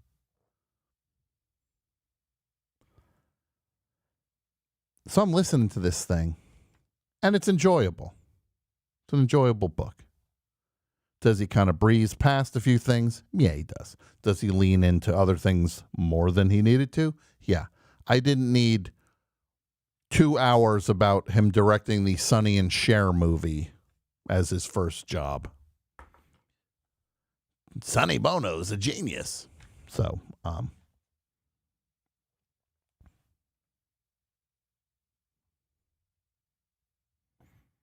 I see, playing at the New Beverly. To Live and Die in L.A. 2 p.m. show.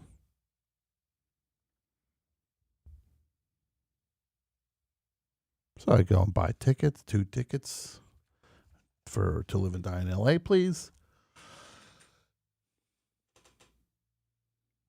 Then I notice what? Over at the Egyptian, Sorcerer is playing at the Egyptian, same day, 7 p.m. Now, this is the break between Christmas and New Year, so I'm like, I'm going to both. I'm going to have a little movie day. Tommy, he'll have his movie day, and he'll go to the movies. So I buy tickets to that. 2 tickets to that, please. So I go over. The New Beverly is in, it's on Beverly. It's near the Grove, I guess, farmer's market, near the Mexican restaurant, the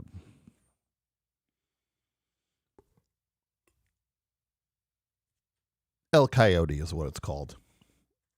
So I park, side street, gonna go see. I'm getting there early, and it's raining. I should mention it's raining now. There was like a week's worth of rain in Los Angeles. And the thing is, when it rains out here, everything shuts down. You'd think it was the way 2 feet of snow shut things down in other cities.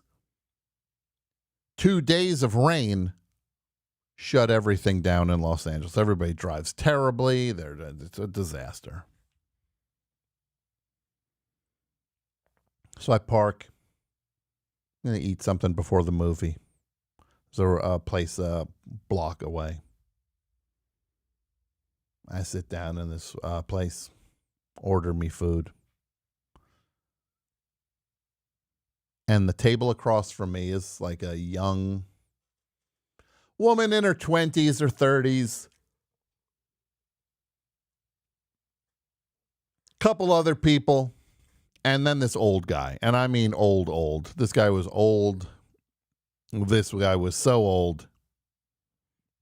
He's in a wheelchair. He's got the oxygen under his nose. I mean, this guy was... How old was this guy? Let's just say... This guy made Arthur Digby Sellers look like Jack LaLanne.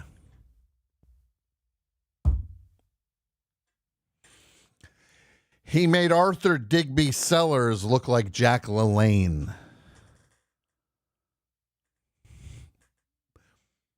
And he's sitting there with his family. And the woman says to him, she's like, Grandpa? She goes, Grandpa, what's your New Year's resolution? Because we're a couple days before New Year's at this point. The old guy says... He's like, I don't have a New Year's resolution. And then he starts talking about doctor's appointments. And it's like, oh no, this is... And he's talking, he said how much he prefers the ones in the morning to the afternoon because they're behind by the afternoon. This guy he's hanging in there. So I'm just listening and I'm like, oh, good for you. Good for you, Gigaw. Gampy. Good for you, Gampy. You're still hanging in there.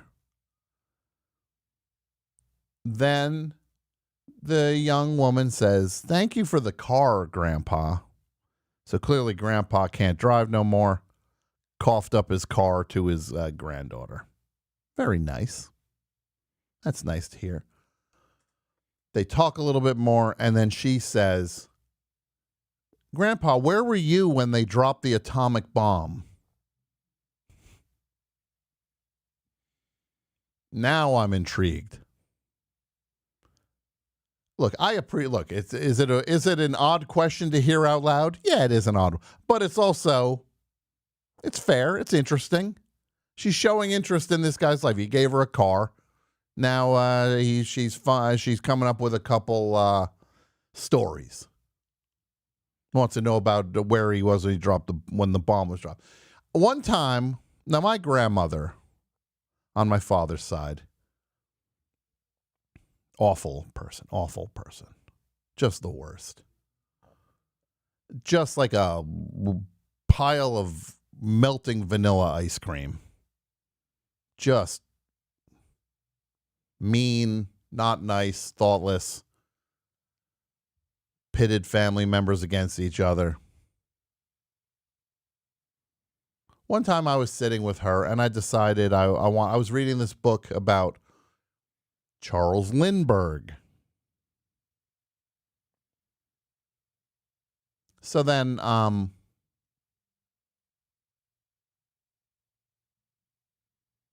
I ask my grandmother about Charles Lindbergh, if she remembers when Charles Lindbergh flew across the Atlantic, and what if she remembers, like, what was that like? Was it exciting when my grandmother just is like, I don't know. Oh, thanks, Grandma. Great. You don't know? Yeah, battle axe. Oh, that number, she had the thing she did. My poor father, rest in peace, power. My beloved father, that she treated him like garbage. Nope. To treat my father that way.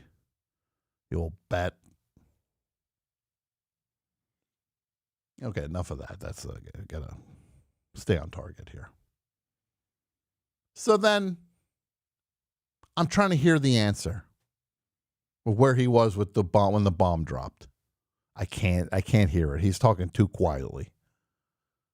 What I do hear finally that I can decipher is he says, that was the best grilled cheese sandwich I've had in years. So that was nice. Guy had a good grilled cheese sandwich in the bed to ring out 2025. So now I got my day timed out. It's gonna work. 2 p.m. for To Live and Die in LA. Movie probably starts around 2:15, 2:20, something like that. By the time it starts. Movie's 2 hours long. I can make it 2:15, 4:15, get in the car, get home in time, go take care of the dogs, hang out at home for a little bit, feed the dogs, let them out, hang out with them, get back in the car, bounce over to the Egyptian, see Sorcerer with my dude, Nick Thorber. I got this thing timed out perfectly. I get there on time to the New Beverly. It's a Friday at 2 p.m. show. They do these afternoon shows on Fridays. I get my seat, put my jacket on the seat, go up and get some snacks.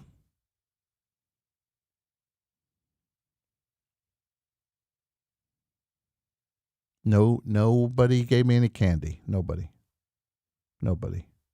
I must have been giving off some body language. Nobody gave me candy. Theaters weirdly light. The crowd's not a whole lot of crowd yet. Then suddenly there's a guy behind me using his phone as a flashlight, looking at the floor. It's like, oh, what's up? You dropped something? You lose it? He's like, yeah, my earbud. One of my earbuds fell on the floor. It's like, well, why are you looking for it? You can't put that back in your ear. It's on the New Beverly floor. I don't care what cleaning stuff you get. You put the cleaning stuff that will remove whatever's on the New Beverly floor onto the thing, you don't want that in your ear.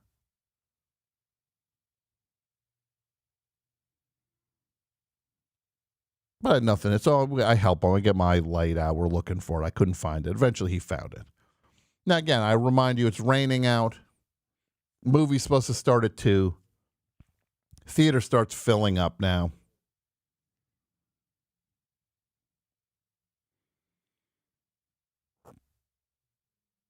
And this is like, oh, this is going to be a packed show. 2 o'clock comes and goes. 2:05 comes and goes. 2:10 comes and goes. Movie's late now. It is starting late. The theater's packed. Now, I'm just going to say this. This is not a... Look, I love movies. I would consider myself a movie fan. So I'm talking about fellow movie fans. I'm no different, except for one thing. These movie fans, when they get wet, it's like gremlins. You don't want to get them wet. Those are the rules with these movie enthusiasts in Los Angeles. One time I went to the Egyptian Theater, and no joke, just to explain the culture of these movie maniacs. I heard two people, before I got to my seat one time at the Egyptian Theater, two people talk about, you say something to, they said the word criterion 2 times before I got to my seat. This is what they talk about. And I love that stuff too. I'm a fan. But yeah, they were wet. These people were so, it was not pleasant in the theater. They were so wet. And they're crowded in. A guy sits next to me with sandals on. Wet feet. And the theater's packed now. Every seat's taken. Finally, after 2:15, the guy who works at the theater comes down the aisle. Coming up on, he's like, "Hey, everybody, thanks so much for being patient. We held the movie because of the rain." Like, okay, why? Why would you hold? It's called Too Bad, So Sad. You know it's raining. You know how slow traffic is in Los Angeles when it's dry. That's raining. Leave early. And this guy, they do the little ramble at the beginning of the movie, telling you about the movie. This guy, it's like, this is when you cut. This is the stuff you cut. You want to talk about movies and cutting and trimming? Trim your speech. He gets up there. He's talking. He's going, "Hey, this movie, To Live and Die in L.A., it's William Friedkin. Has a car chase in it that rivals the car chase in French Connection." Okay, yeah. The movie first ran at this theater as a revival in 1993. What are we doing here? Cut it down. You got to make up the time. You got to make up the time, guy. I'm watching my schedule crumble in front of my face. Sick. Now I'm like, what am I going to do? I can't get back in time because this went. Basically, we're talking. So then he goes, "Oh, he's talking all about the movie that it ran in 1993." Here, the most boring thing I ever heard in my life. Then he says, "And this print, just so you know, is from Quentin Tarantino's personal collection." You would have thought we were on The Price is Right, and they showed the grand prize the way everybody, oh, ooh.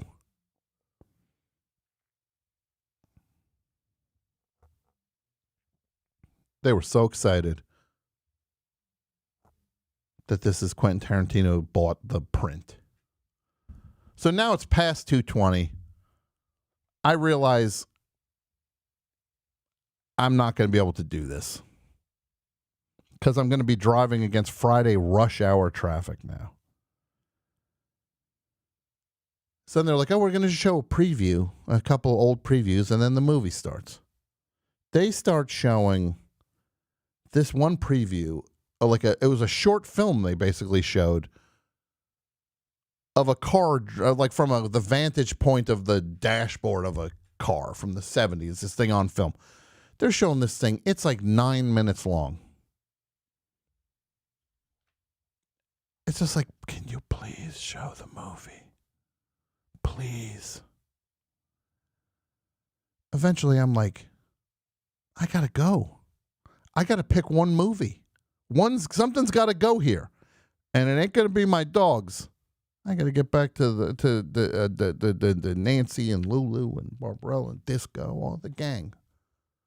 Please feed me, Father. Father, we would like some food. Of course, I'll be home, dogs. So if I'm going to make it back to see Sorcerer with my friend Nick Thorburn, I got to leave. Something's got to go. So I leave the movie. I don't even get to see the frickin' movie.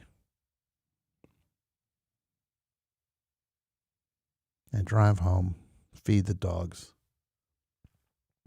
get back, see Sorcerer, get in the theater. Egyptian's a really nice theater. Movie looks amazing. Doesn't sound amazing. They got to do something with the sound at the Egyptian. Something's off with the sound at the Egyptian.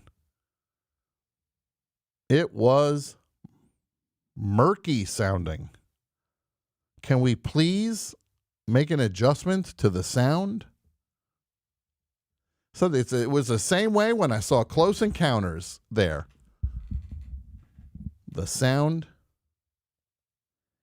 you couldn't understand it. They're so caught up in the visual part, the sound leaves something to be desired.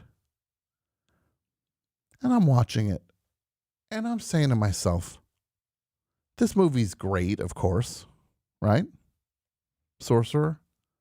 It's an impressive accomplishment, a remake of Wages of Fear. But then I'm watching it, and I'm like, I don't think I like this movie very much. Why? And I'm just watching, I'm just like, I think it's impressive that they filmed it in the jungle, driving a truck with nitroglycerin on it. But I'm like, why am I doing this? These are not the things I enjoy.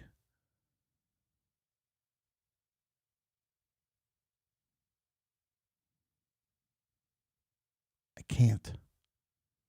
Why am I seeing things that I are out and I'm like, well, I got to see that. Do I?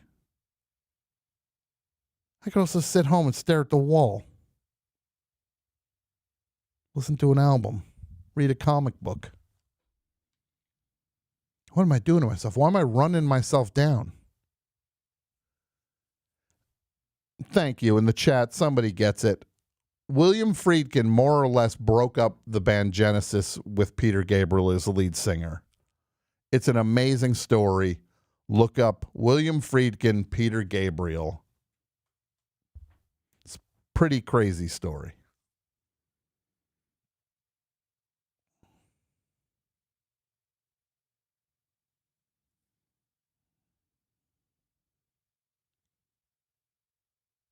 Why did I do that? Why did I go see it? I knew I didn't remember not liking it. I guess I remembered it. I don't know. I got to make better choices in 2026 when it comes to things like this. I got things to do, folks. We got anchors to throw. You think I got time to sit there? Watch Roy Scheider drive a pickup truck through the jungle? I got to pick it up. Let's go back to the phones. 201-989-0012. Let's see what's going on the phones. Hello, Best Show. Hey, Tom. It's Tyler in Portland, Maine. How you doing? Hey, I think somebody's at the door. I'm good. What's going on, Tyler? What's up in? You said Portland, Maine. Yes. How's that going? Up Not much. Just hanging out, doing some dishes, hanging out with my dog. Okay. What's your dog's name? Scuba. Scuba. That's a good name. What kind of dog is Scuba? She's like a pitty husky mix. Oh, that's a cool combo. Mostly pitty. That's a cool combo. She's great. I had a little anecdote I wanted to share regarding the show, The Food That Built America. Yes, please. I've been watching it. I'm hooked on The Food That Built America. It's my favorite show, maybe ever. And it tells the story. It tells the story of the people who originated. Oh, this is the person who came up with Kraft macaroni and cheese, and they tell the story of Kraft macaroni and cheese. Oh, this is the person who came up with Domino's. So tell me, what is your anecdote, Tyler? Okay, so there's 2 Ray Kroc episodes. Have you seen both of them? I've seen the burger. Yeah, I think so. I saw the McDonald's episode and then the Burger King episode. Okay, so Like the per your Whopper versus the recommendation- Big Mac. Right. Yes. Okay. So per your recommendation, my girlfriend and I put that on the other night, and she's watching it somewhat reluctantly. And it's getting going, and she just says, "Wait a second, pause it." So we pause it, and she's like, "I think I know that person." Yeah, I knew this was going to be with. Who does she think she knows? Well, you know the guy who's like, "I need a machine that can make 40 of these milkshakes." Yes. So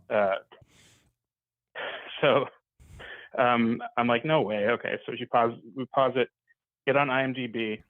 Sure enough, manager Jim, she went to middle school with, and later subletted an apartment from in New York.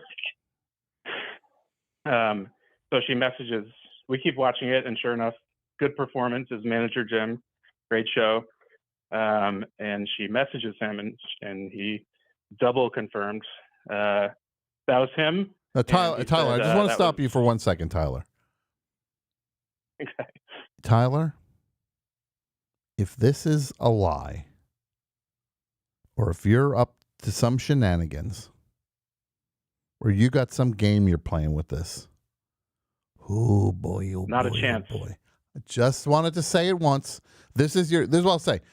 If you are, this is your chance to leave unscathed.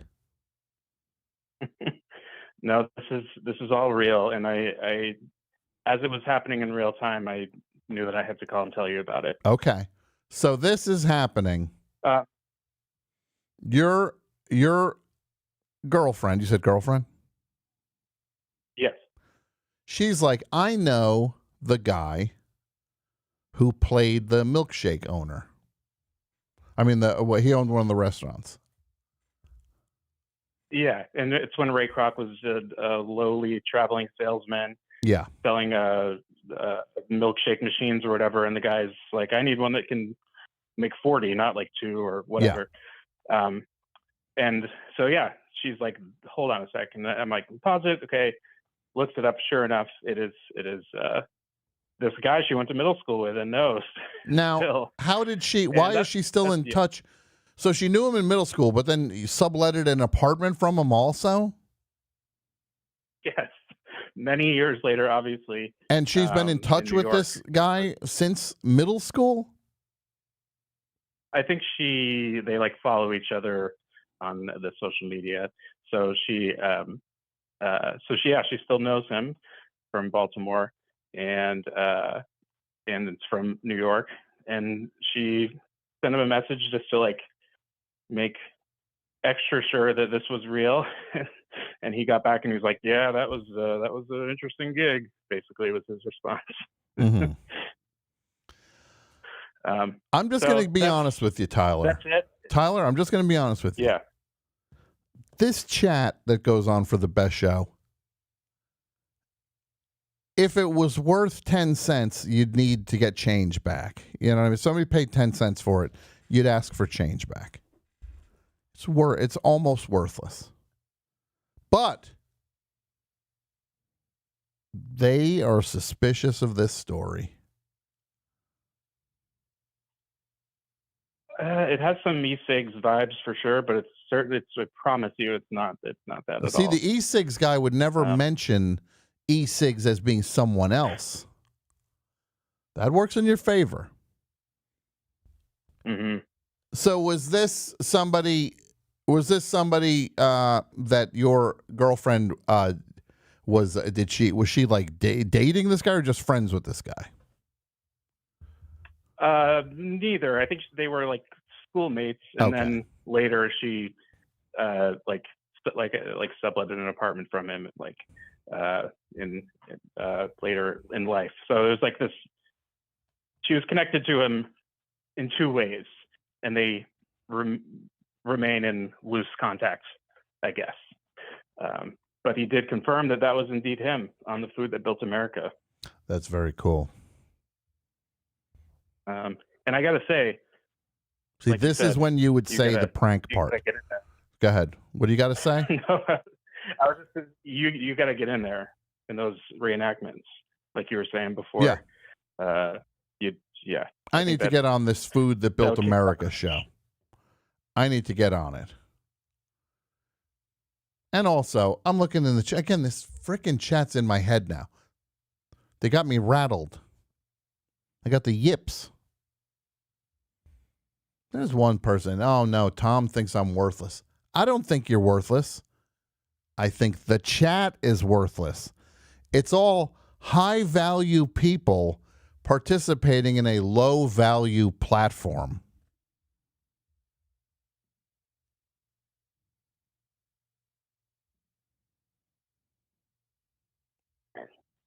It's sick and sad. Look, I'm excited for you. I'm excited for your girlfriend. I'm excited for the guy who said this needs to make 40 milkshakes, not just 2. I got to know about the guy who played Ray Kroc. The guy who played Ray Kroc looks like the John Cena. He really does. Was Ray Kroc completely swole?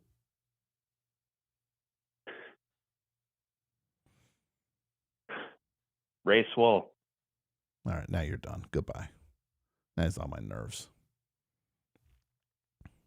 Hello, Best Show. Hi, this is Rose from Tacoma. Rose from Tacoma, how are you doing? I'm doing well. How are you doing, Tom?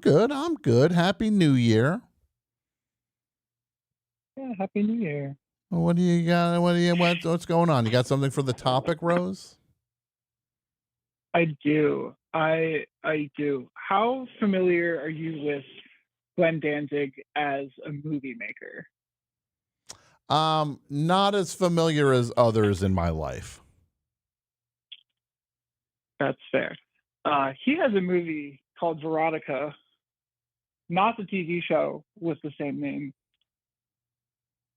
And I'm fascinated by it. I really love it, but I also feel like it maybe is one of the worst movies I've ever seen. Mm-hmm. But the thing is, when you feel this way, Rose, let's sort through some of the pieces. Let's parse this out. When you watch this movie, and what is it called again? Veronica. When you watch this movie, nailed it, and you're like, okay, well, this is you're seeing things that would not work in a conventionally good movie. Like a conventionally good movie would not have certain elements in it that this movie probably has in abundance. There is, and yet there are also shots and there's cinematic choices that are made that are punching way above the weight class of this movie's writing. Okay, yeah. So And I just think that's kind of why I love it. Mm-hmm. So when you watch it, what is the reaction? You're like, this movie, like, this is crappy, but something is moving me in here. Is that how you feel? More or less, yeah. And I feel like the entire time I'm just caught so aware of if this movie had all of the same trappings, all of the same plot lines, it's 3 little vignettes that are connected together, kind of like a creep show. Sure. And if it was just written by anybody but Glenn Danzig, it would probably be a really well-known horror cult classic. Sure. But because Glenn Danzig made it, he is he getting in his own way with the movie? It really feels like it. It's these 3 different women who have all, varying degrees of horror to them. One is a serial killer who is creating a skin suit, but she's also a dancer at a club. Mm-hmm. One woman is haunted by a spider demon, and also has eyes where they shouldn't be in her anatomy. I Okay. feel like that's the radio-friendly way of putting it. Sure. So this is all from the mind of this is all from the mind of Glenn Danzig. Exactly. It's all from him. And I feel like if he just stumbles over himself because he has to prove like I'm still macho underneath this, even though I'm writing about women. So, of course they're all very sensually driven, and it's very heterosexual male fantasies of romance mixed with just like kind of good horror costuming and split diopter shots, and it's very strange. And I love it, and it's terrible, and I love inflicting it on everyone I know. Well, this is amazing. I don't know if I have it in me to watch this though. I think you're fine that way. It's probably the best option. I just am morbidly fascinated by it. The best option is to just say no to Verotica. Probably. I think the best way I can describe the movie is there's a story of when he premiered it in theaters. He sets it up, he shows it to everyone. The movie plays, it gets a couple laughs because of course it does. And the first thing he says after he comes out on stage is just goes, "You all thought that was kind of funny, huh?" Mm-hmm. And I think that just sums it up perfectly. He really thinks he's swinging for the fences with it, and he is just 0 for 3. It's like that nitwit who did that movie Room, right? A little bit, yeah. It's got a little bit of that Tommy Wiseau vibe. Where that guy, like, he made this movie. He did not think this was a funny movie when he made it. Then people started laughing it up with it. And then he's like, yeah, it's meant to be funny.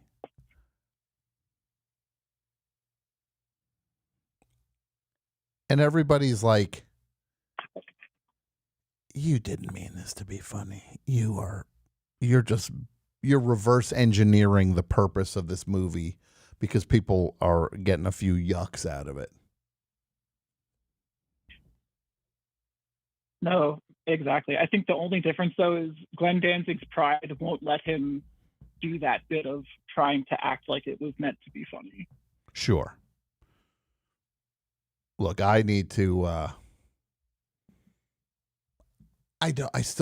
was going to say I need to watch it. I really can't picture any version of me sitting down and watching Verotica. It's a tight 90 minutes, if that helps. A tight 90 minutes. I'm sure it's not a tight 90 minutes. It might be 90 minutes.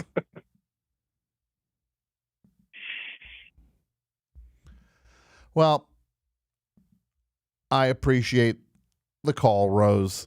Thank you so much. Of course.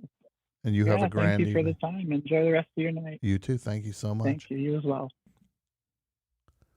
Let's bring my guest in. I'm going to take a call while everybody sets up our guest, Andrew Sandoval. Let's get that started. Hello, Best Show. Hello. Hi. To whom am I speaking? Hi, Tom. Who's this? This is Matt in Sonoma. Matt in Sonoma. What's going on in Sonoma tonight, Matt? It's cold, man. I'm painting my house, so I'm stopping because it's cold. But It's too cold. That's what's going on. How far is Sonoma away from where I am? I'm cold. How far is Sonoma from me? You 8 hours, I think. I mean, you're in LA proper, right? Okay, 8 hours. Yeah, Los Angeles. Yeah. Lipstick Is City. my signal okay, or is it bad? Your signal could not be better. Oh, okay. It's amazing. Your signal, you'd think you were calling from the lab, Bell Labs. Oh, jeez.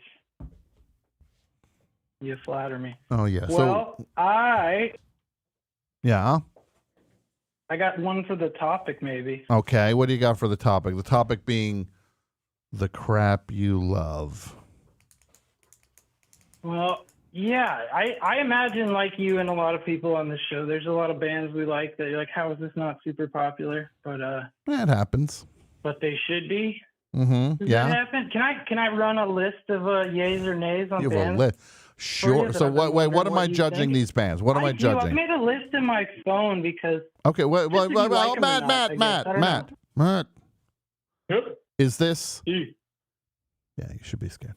Is this just thumbs up, thumbs down?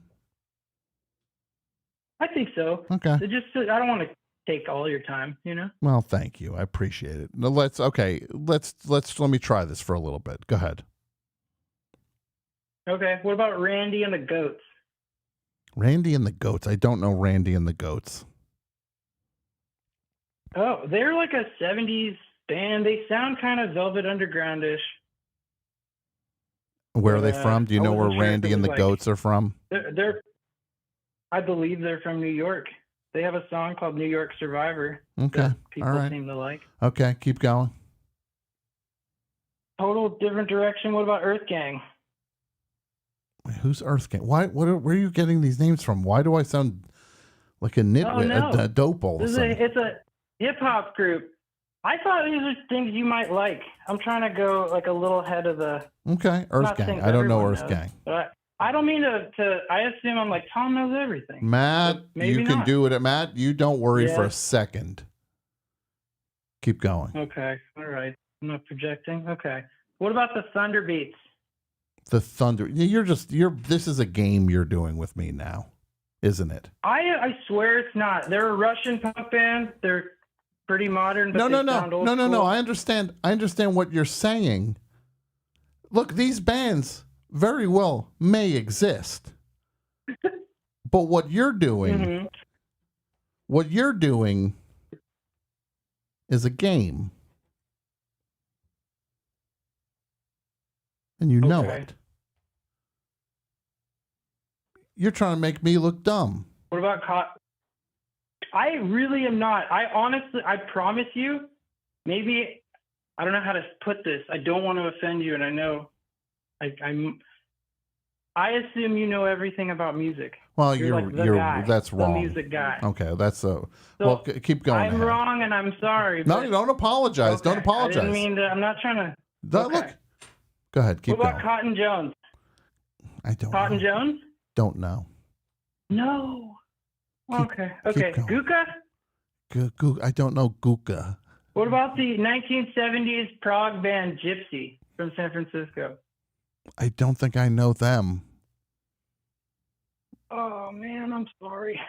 Don't apologize. You're putting me in my place.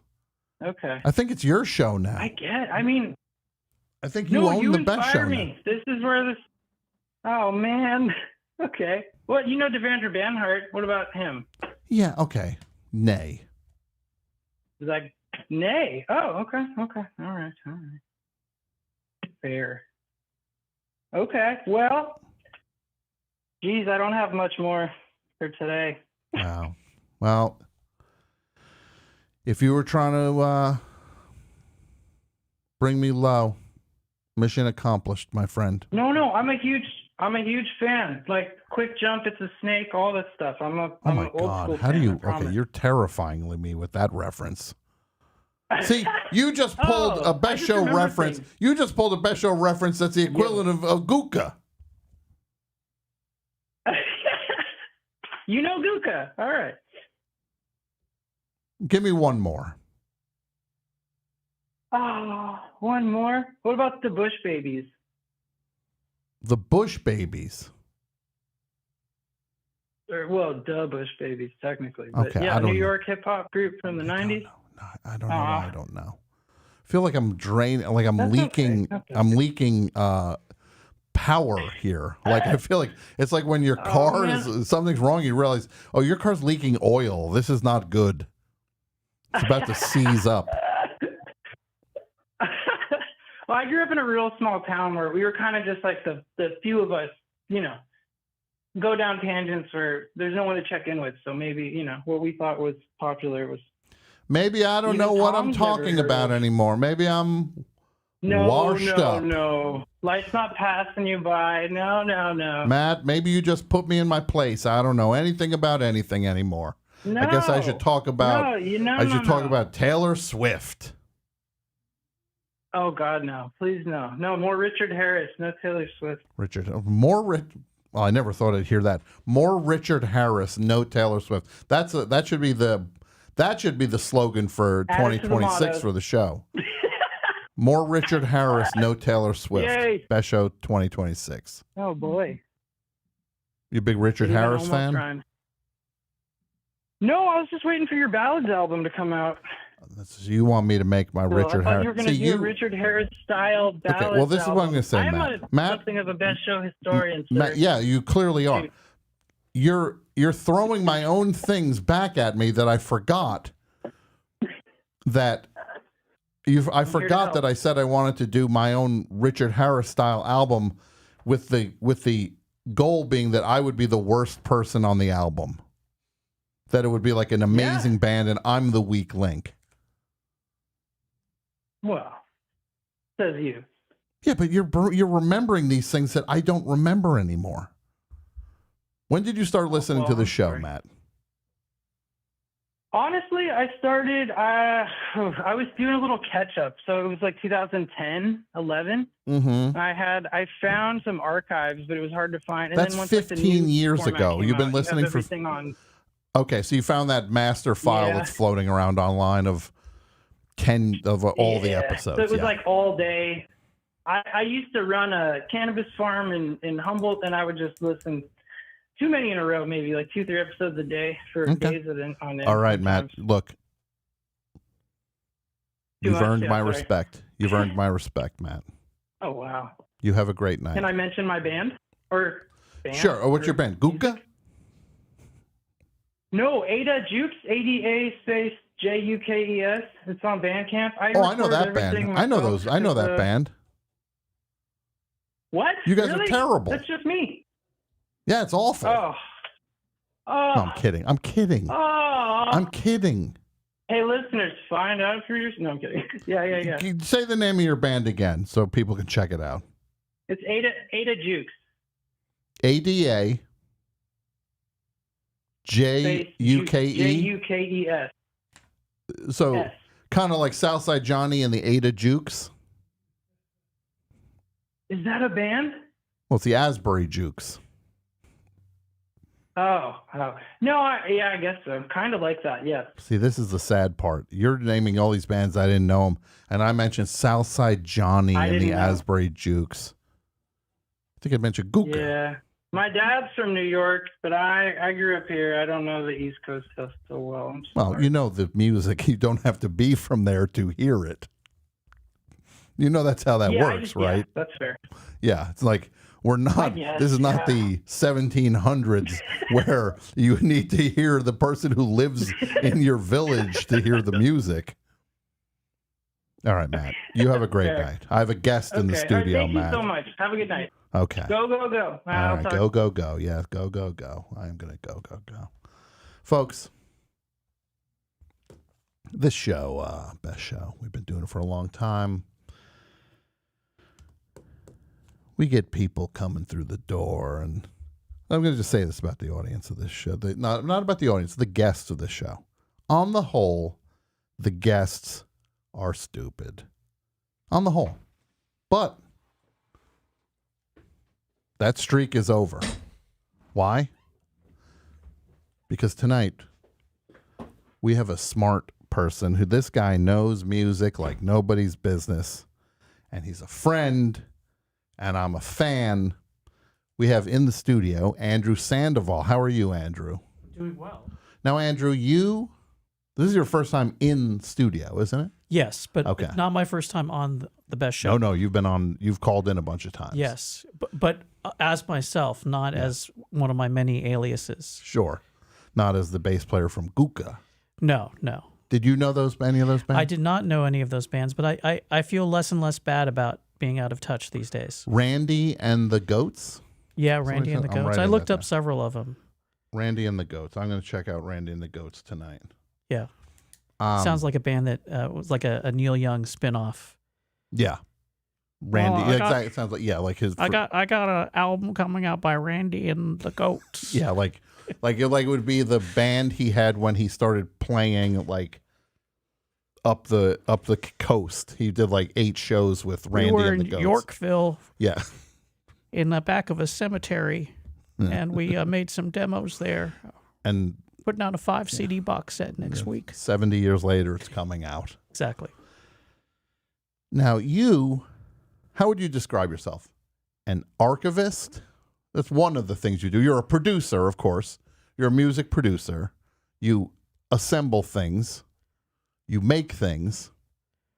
Yeah, these days I sort of think of myself as a man in the twilight of my obsessions. Okay, well that's a broader definition. But no, I started out as a compiler producer of reissue records of mostly 60s artists about 35 years ago. Yeah. And doing liner notes, and then I sort of just kind of would do whatever I could to stay in the music business. So I've done a lot of different things. Sure. And I've been a musician too. Yes. And made some albums, and also been behind the scenes doing some production and all kinds of stuff like that. I want to talk to you more about that, but I want to say the new look. Andrew, you're also an author. You write and put these books together. You put a book together that was called The Monkees Day by Day. Is that the correct title? That's right. The Day by Day story, which was made... a publishing company in England came up with the day-by-day story part. Sure. So, okay. Yeah. But now I'm stuck with it. Yeah. And people love it. People love it. I love it. This book basically would be like August 14th, 1967, Studio B at, RCA, and they recorded from 6:30 to 9:30 p.m. The band entered the studio. Yeah, they did the backing tracks for Door into Summer, and you got everything, and it's so meticulously researched. But now it's one of the most amazing things ever. So if you're a fan, this is like the true jump into the pool and get completely wet experience. If you're a fan of the Monkees, that book, you are not going to need another Monkees book anytime soon if you have that book. Right. It's supposed to last you kind of a lifetime. You can kind of open it to any page. You can read it in a linear fashion. You can just look at the period of the album that you're into and read that part, or go, look up this day in history sort of thing. But it's meant to work on all those different levels, but it's done by a crazy person for other crazy people, because all the information is out there. It's just it takes a long time to get it together. Yes. So to get it all exactly, but also to put it in something that is aesthetically pleasing and something that's not just. It's not like you're like the Crumb brother who's just writing smaller and smaller on the thing because you're just an obsessive with the thing. Like these are books. The book is like. It's entertaining to read.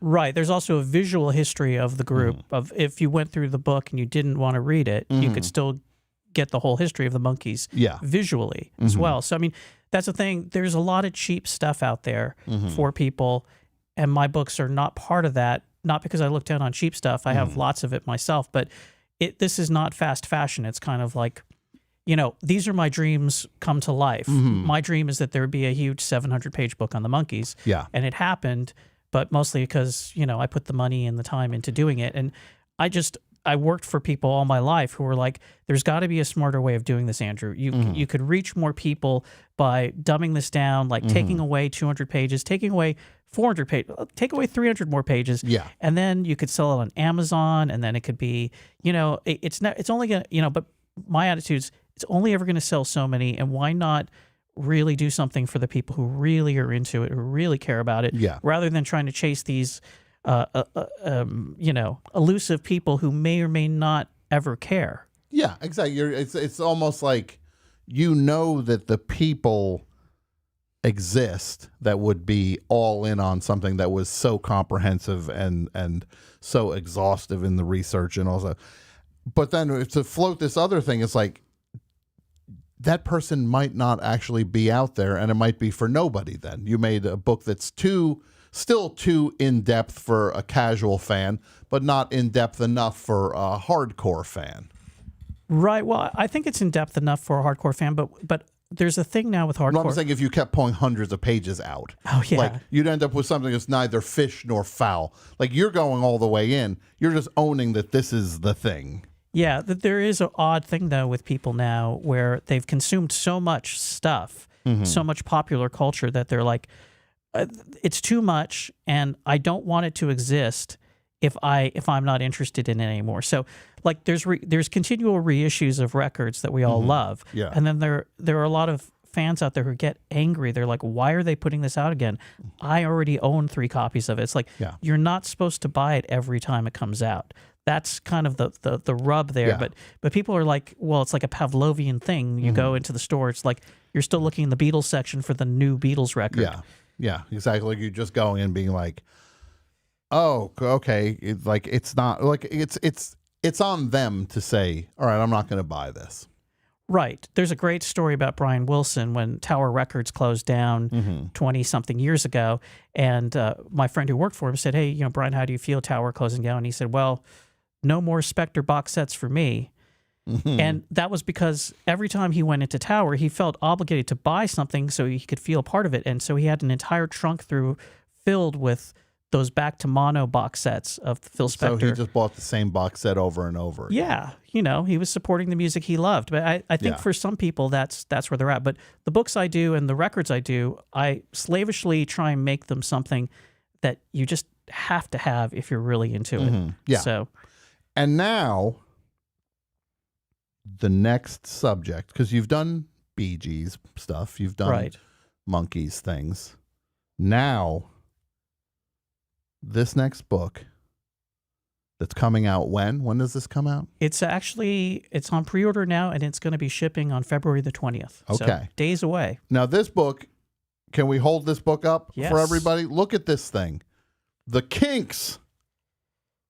And this is the same chronological. It's the same chronological approach. Oh my God. We couldn't fit their entire career, which ended in 96. Yeah. So this goes from their inception. Sure. And really the beginning of their career in 1964 through 1971, the end of their Pie era and the beginning of RCA with Muswell Hillbilly. So it captures every recording session, every live concert, every radio appearance, every television appearance, and any kind of press stuff that we could find from all of the different international music press or daily papers, whatever. The Kinks are harder to track down than the Monkees. They were not quite as popular, although they were omnipresent for decades. So this was a tougher job, and I'm the co-author of this book with Doug Hinman, who, starting in 1965, started writing down on a legal pad information about the Kinks. And so I took his raw research that he's been collecting for his entire life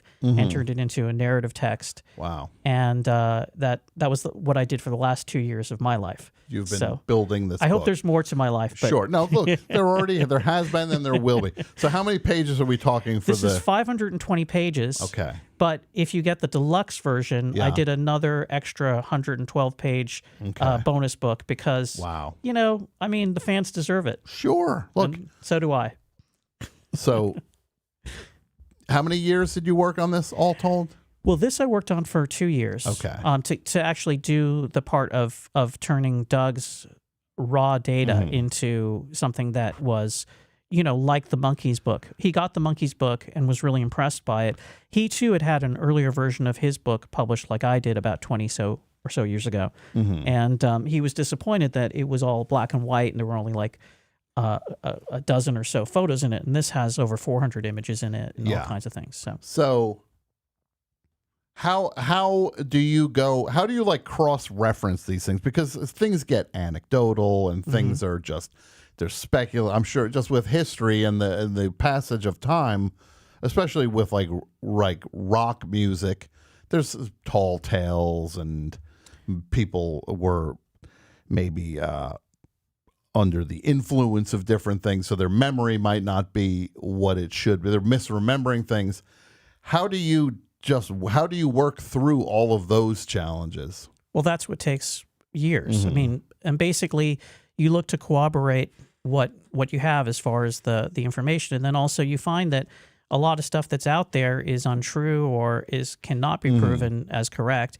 But there's tons of newspaper archives that are online now, and there was a weekly music press in England. There was New Musical Express, known as the NME, Melody Maker, Record Mirror, Disc and Music Echo. And then there was a thing called Top Pops for a while. There's all these things that are filled with this information, and some of it's just goop, like just junk. And then in between the lines, you'll find there's actual information, and it's like finding what the narrative is of the Kinks story. And the Kinks, Ray and Dave Davies, they did their own biographies. Dave has two, and Ray has a book that his first one, X-Ray, the unauthorized autobiography, because he's very conflicted. And then he also had a book called Americana, which is excellent, which he talks about a number of true-to-life things as well.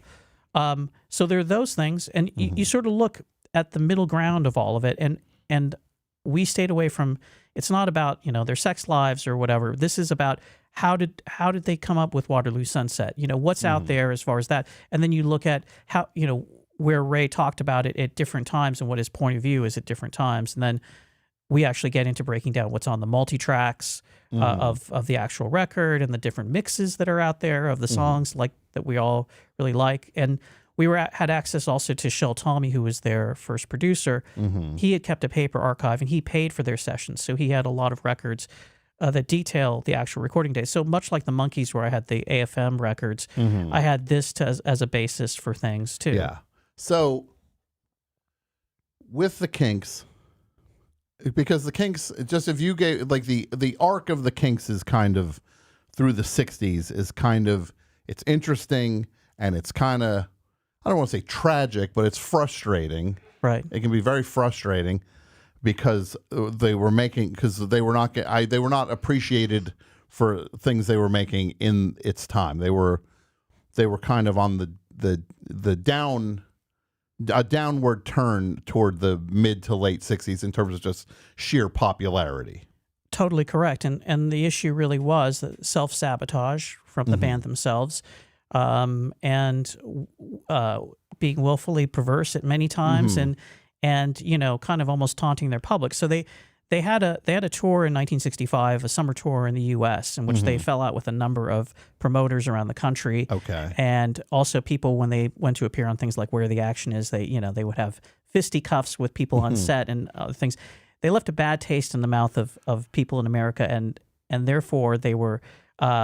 It was difficult for them to get work visas here for about 3 years. I wouldn't say that they were all out banned, but they just made it very difficult for them to come back. And the Kinks were on a high in 1965 with a number of hits. They had, for those uninitiated, You Really Got Me, All Day and All the Night, Tired of Waiting for You, Till the End of the Day, all a cavalcade of hits. Yeah, but they thought they would last, and there was a big bust up in 65 where Mick Avery had a bust up with Dave Davies on stage, and that nearly ended their career. Then they went to the U.S., and that nearly ended their career. But they just keep coming back, and the through line is Ray's songwriting.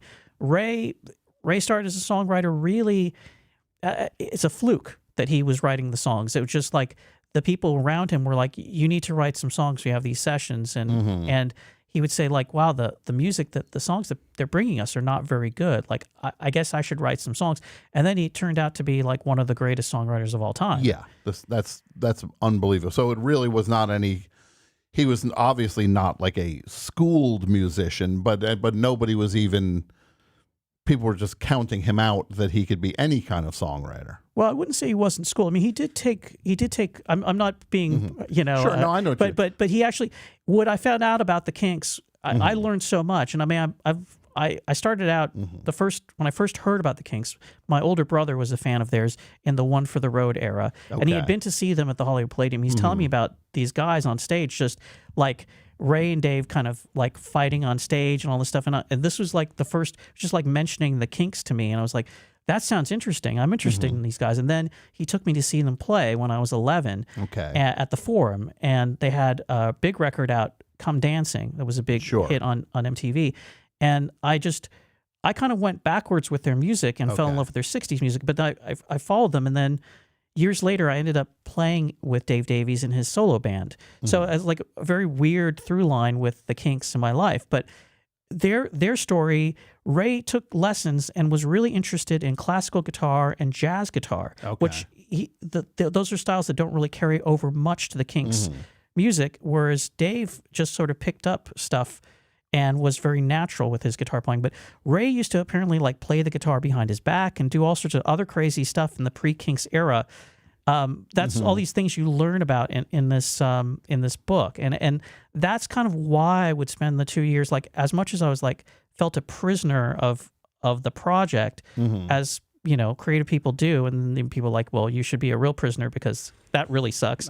You're not a real prisoner. But no, it's like I'd be there like stuck, and I'd be like, man, this is such a crazy story. You know, the Kinks show up at this event where they have no intention of playing, but they go on stage to say, we're here, we're not going to perform, but we'll sign some autographs. And they did this continuously through the 1960s. Or, you know, they just decide they're not gonna show up, or they show up and they play for 10 minutes.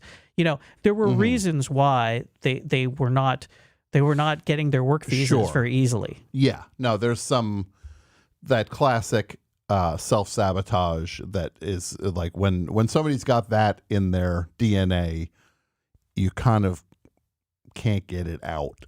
No, but it makes them more enigmatic too. I mean, when I grew up listening to their records, I just was like, these guys are a mystery. Like, where do they come from? Because if you look at their contemporaries, the Beatles, the Rolling Stones, or the Who, you know, you can kind of see where the Beatles are pulling from this, you know, from the Brill Building, or they're pulling from R&B, or they're pulling from, you know, rock and roll, whatever, in their early days, and then they're getting on their feet creatively, writing their own songs, and then, you know, the Who are kind of pulling from the Kinks, and the Rolling Stones are kind of pulling from R&B, and then they're pulling from the Beatles, and they're pulling from whoever is going at that moment. And they're all making great records. But the Kinks, it's like, where does it come from? After they get past their R&B phase, it's like they're off into their own world. And they really had, they were the, they were not following anybody once they kind of start to blossom. They slavishly don't follow people, and they slavishly like we're just doing our own thing, and we are really not like anybody. Yeah, and they were funny in a way that not everybody was funny too. Yes. Yeah, I mean, and I think it's like a really sly humor. I mean, there's a great track that's on this anthology I did in 2014 of them. When they first arrived in New York City, they went on this show called The Clay Cole Show. And they're, you know, so we have a big chunk of them talking, but they're just sort of like sending up, as they say in England, the host. And I mean, they didn't see, well, this is a big break. We're you know, we have a new single out, Set Me Free, you know, here's our chance to promote it. I'm on the best show. Like, I'm going to tell everybody, put my best foot forward. It's like, nope. They're we're just, we're just going to screw around. Yeah. No, I mean, it's like, look, from my youth, it's just like, I mean, it sounds like the Replacements in that way, where they couldn't not do these things.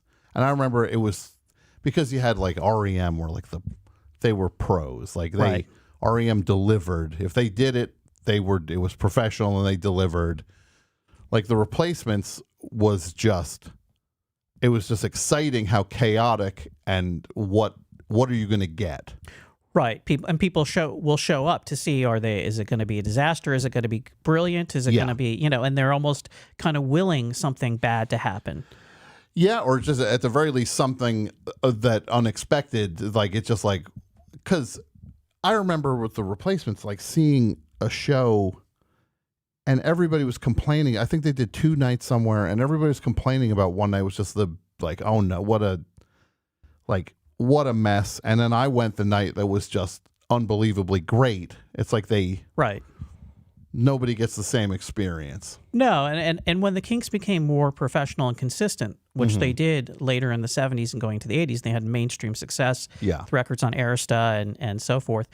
They lost something, but there are good songs on every one of those records until the end of their career. I mean, they're not wholly great albums, in my opinion, but they always have great songs. Ray's always an amazing songwriter, you know? Yeah. It's also interesting that when they kind of got that AOR edge in their sound suddenly, where they were suddenly like competing with just like Foghat And bands like the show, they could be on the radio alongside contemporary hard rock bands with not a 60s museum piece. Right. And it was almost like a challenge for Ray to write in that idiom, to write something like, gallon of gas or something like that, and so that's the era that I grew up seeing them, seeing them playing all those things. And then they went on, and then they started to go on the downslide again, with like Think Visual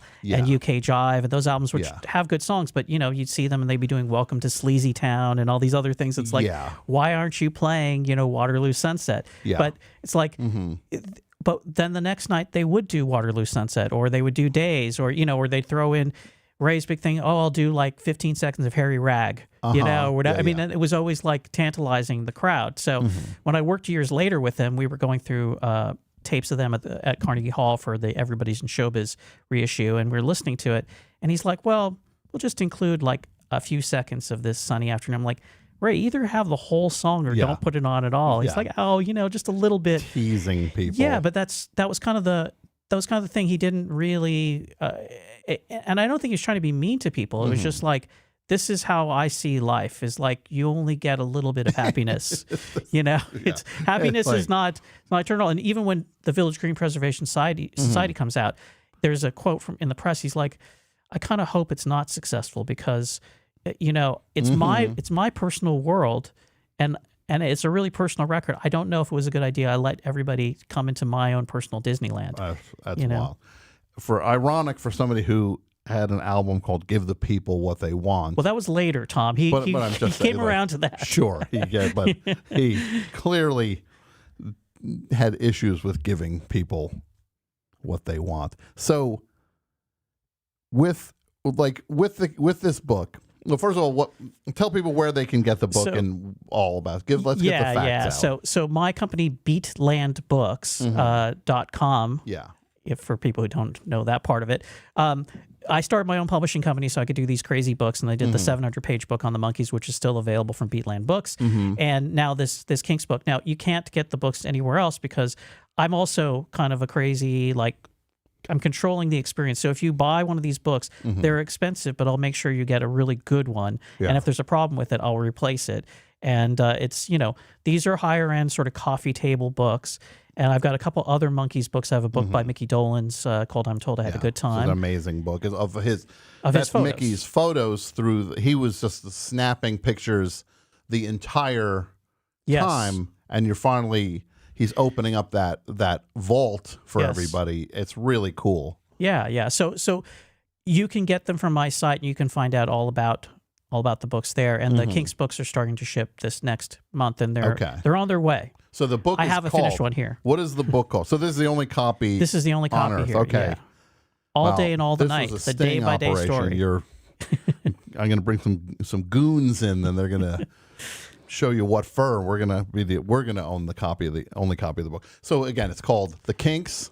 All Day and All the Night. And the day-by-day story, part 1, 1940 to 1971. Now, and people were like, "Oh, great! I love their war era."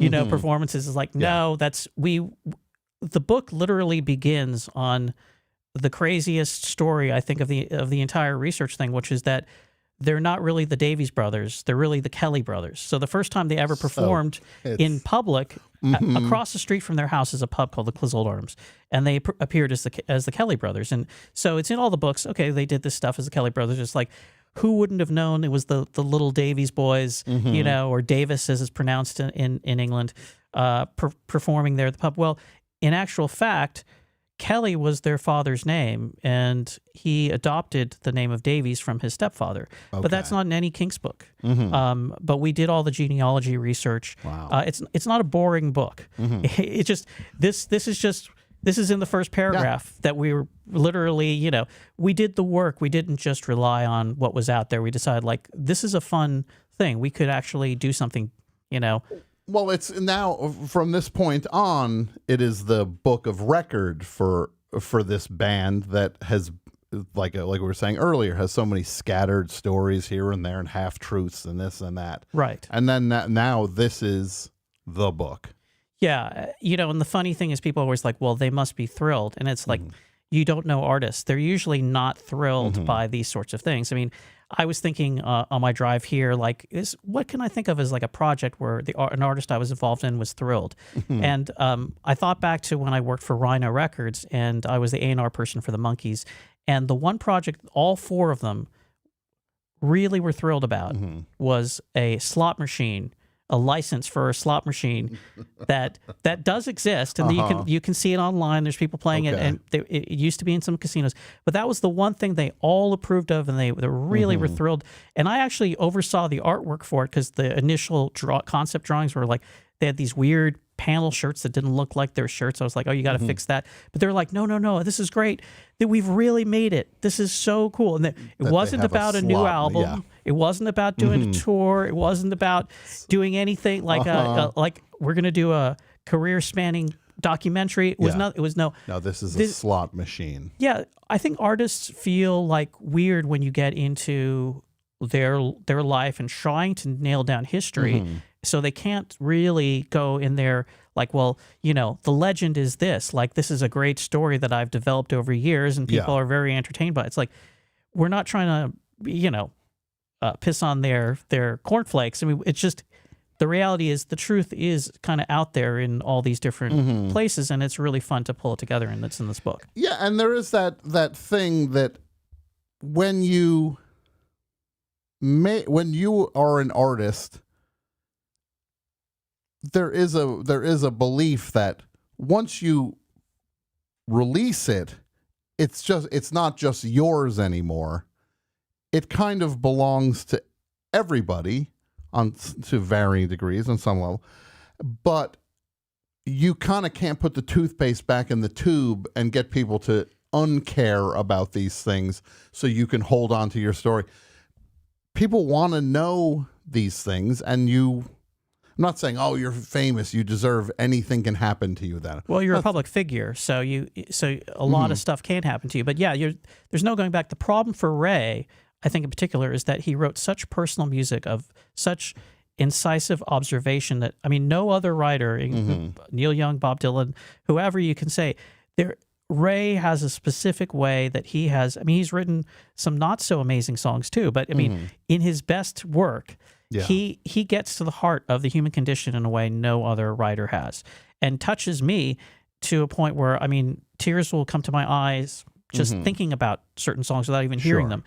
Like, what would be one of those songs? Days, I would say, right off the top of my head. Okay, zoom in on Andrew now. We're gonna think about the song. Days. Sad. Okay. No, but but the thing is you feel like you're friends with Ray. Sure. But you're not friends with Ray. You're friends with his art. And I think that's where there's a blurred line for a lot of people, because they feel so close, and then their encounters may or may not be, they may or may not have the best experience, but it's not an intentional thing. I think Ray wants to communicate this stuff and put this stuff forward, and that's the tough thing, though. Once the genie's out of the bottle, he can't really control the genie anymore. It lives on its own, and it's a tough thing. Yeah. It's really, and that for somebody who seems like on the more sensitive side of things, that seems like it would be it'd be a bitter pill to swallow for year after year after year, to realize you're kind of not the sole owner of your own art. No, and I think in 1964 he made a really audacious move, which was, he had the song "You Really Got Me," which we all know, and he recorded it. He didn't like the way it came out.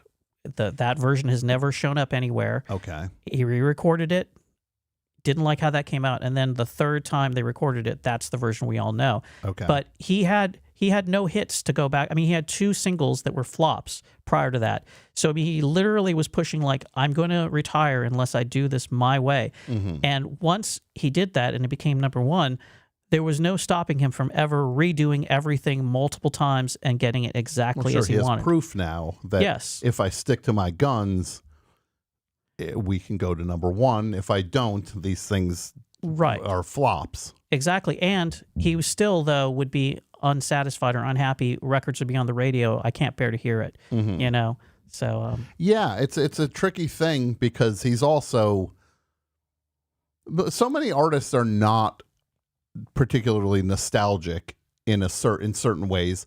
They still think what tomorrow, like I could still, if you did it once, who's to say I can't do it again? Right. And they don't want to just be museum pieces. They just like, hey, I could like who knows. You look at Bob Dylan with the resurgence in the 90s, for example, just like after, you're talking almost 20 years of kind of underwhelming stuff for the most part, I think. I'm writing off the 80s and most of the 90s. But then suddenly he pulls it out and he's winning Grammys, and it's just like he's back and he's valid as an artist. Like, I think every one of them has that to some degree in their head, where if I've done it before, who's to say I can't do it again? So I don't want to just be about yesterday. Well, I think very few people want to retire and walk away from the world, and can live up to that, to just say never again. That's it. We're just this is all that exists of it. I think. And Ray, revisited, there are certain concepts that like the Village Green, where he revisited it with Preservation Act 1 and 2 in the 70s. And, even more recently, when we did box sets like Lola, he did a new, play around it with Arthur. He did a radio program, a radio play. I mean, he's still, these things are never finished to him. And that's, so when you define it in a history book, you're saying, well, this is what it is, and you're going counter to what he wants. Yeah. So it's a difficult thing. But I was with him once, and he told me, well, that anthology, I actually was getting him to autograph a copy of this anthology I did in 2014. He goes, is it really for you? And I said, yeah, could you write to Andrew? He goes, Paul Weller called me up, and he said, I really like how the anthology sounds. And I said, wow. I was like... Here, Ray's talking to me about Paul Weller, and he goes, yeah, but Paul Weller. And then he just rolled his eyes. And I was like, there you go. And that's what you have to understand. Yeah. But this guy is weird competition. Well, he works on a lot of different levels. I mean, once he was talking to me about the sort of the experience of living in America.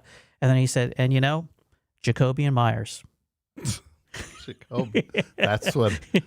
takeaway. Yeah, exactly. And he's like, I know you know what I'm talking about, Yeah. With, again, the name of the book, The Kinks.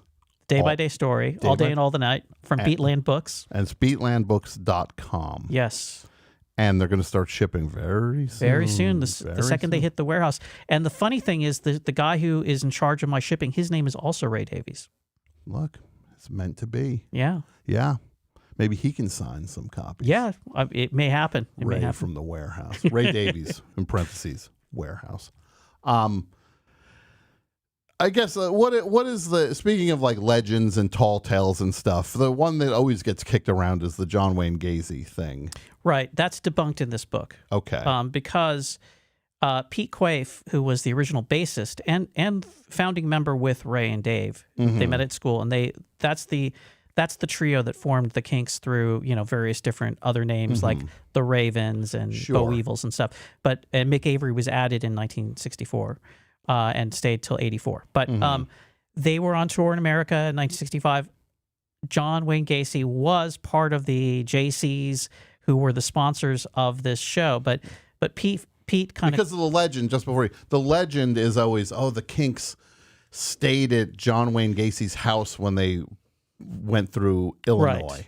Logistically impossible that the tale that Pete Quaife told in the 2000s before he passed on, because they would have missed their next show just based on the distance and the fact that they were traveling in a bus. They would have had to leave after the show. They also were doing an in-store or a personal appearance signing the day after. So it just Pete loved to tell crazy stories, and he believed them. And in fact, there's a great thing in Ray's autobiography, or unauthorized autobiography, where Mick Jagger came to Ray's like, your bassist is such a liar, and he was really irate, and Ray was like, he was absolutely correct, but I didn't understand why he was so upset about it. I mean, we just had taken that for granted, Yeah, it's so that's all. So that's like that story is.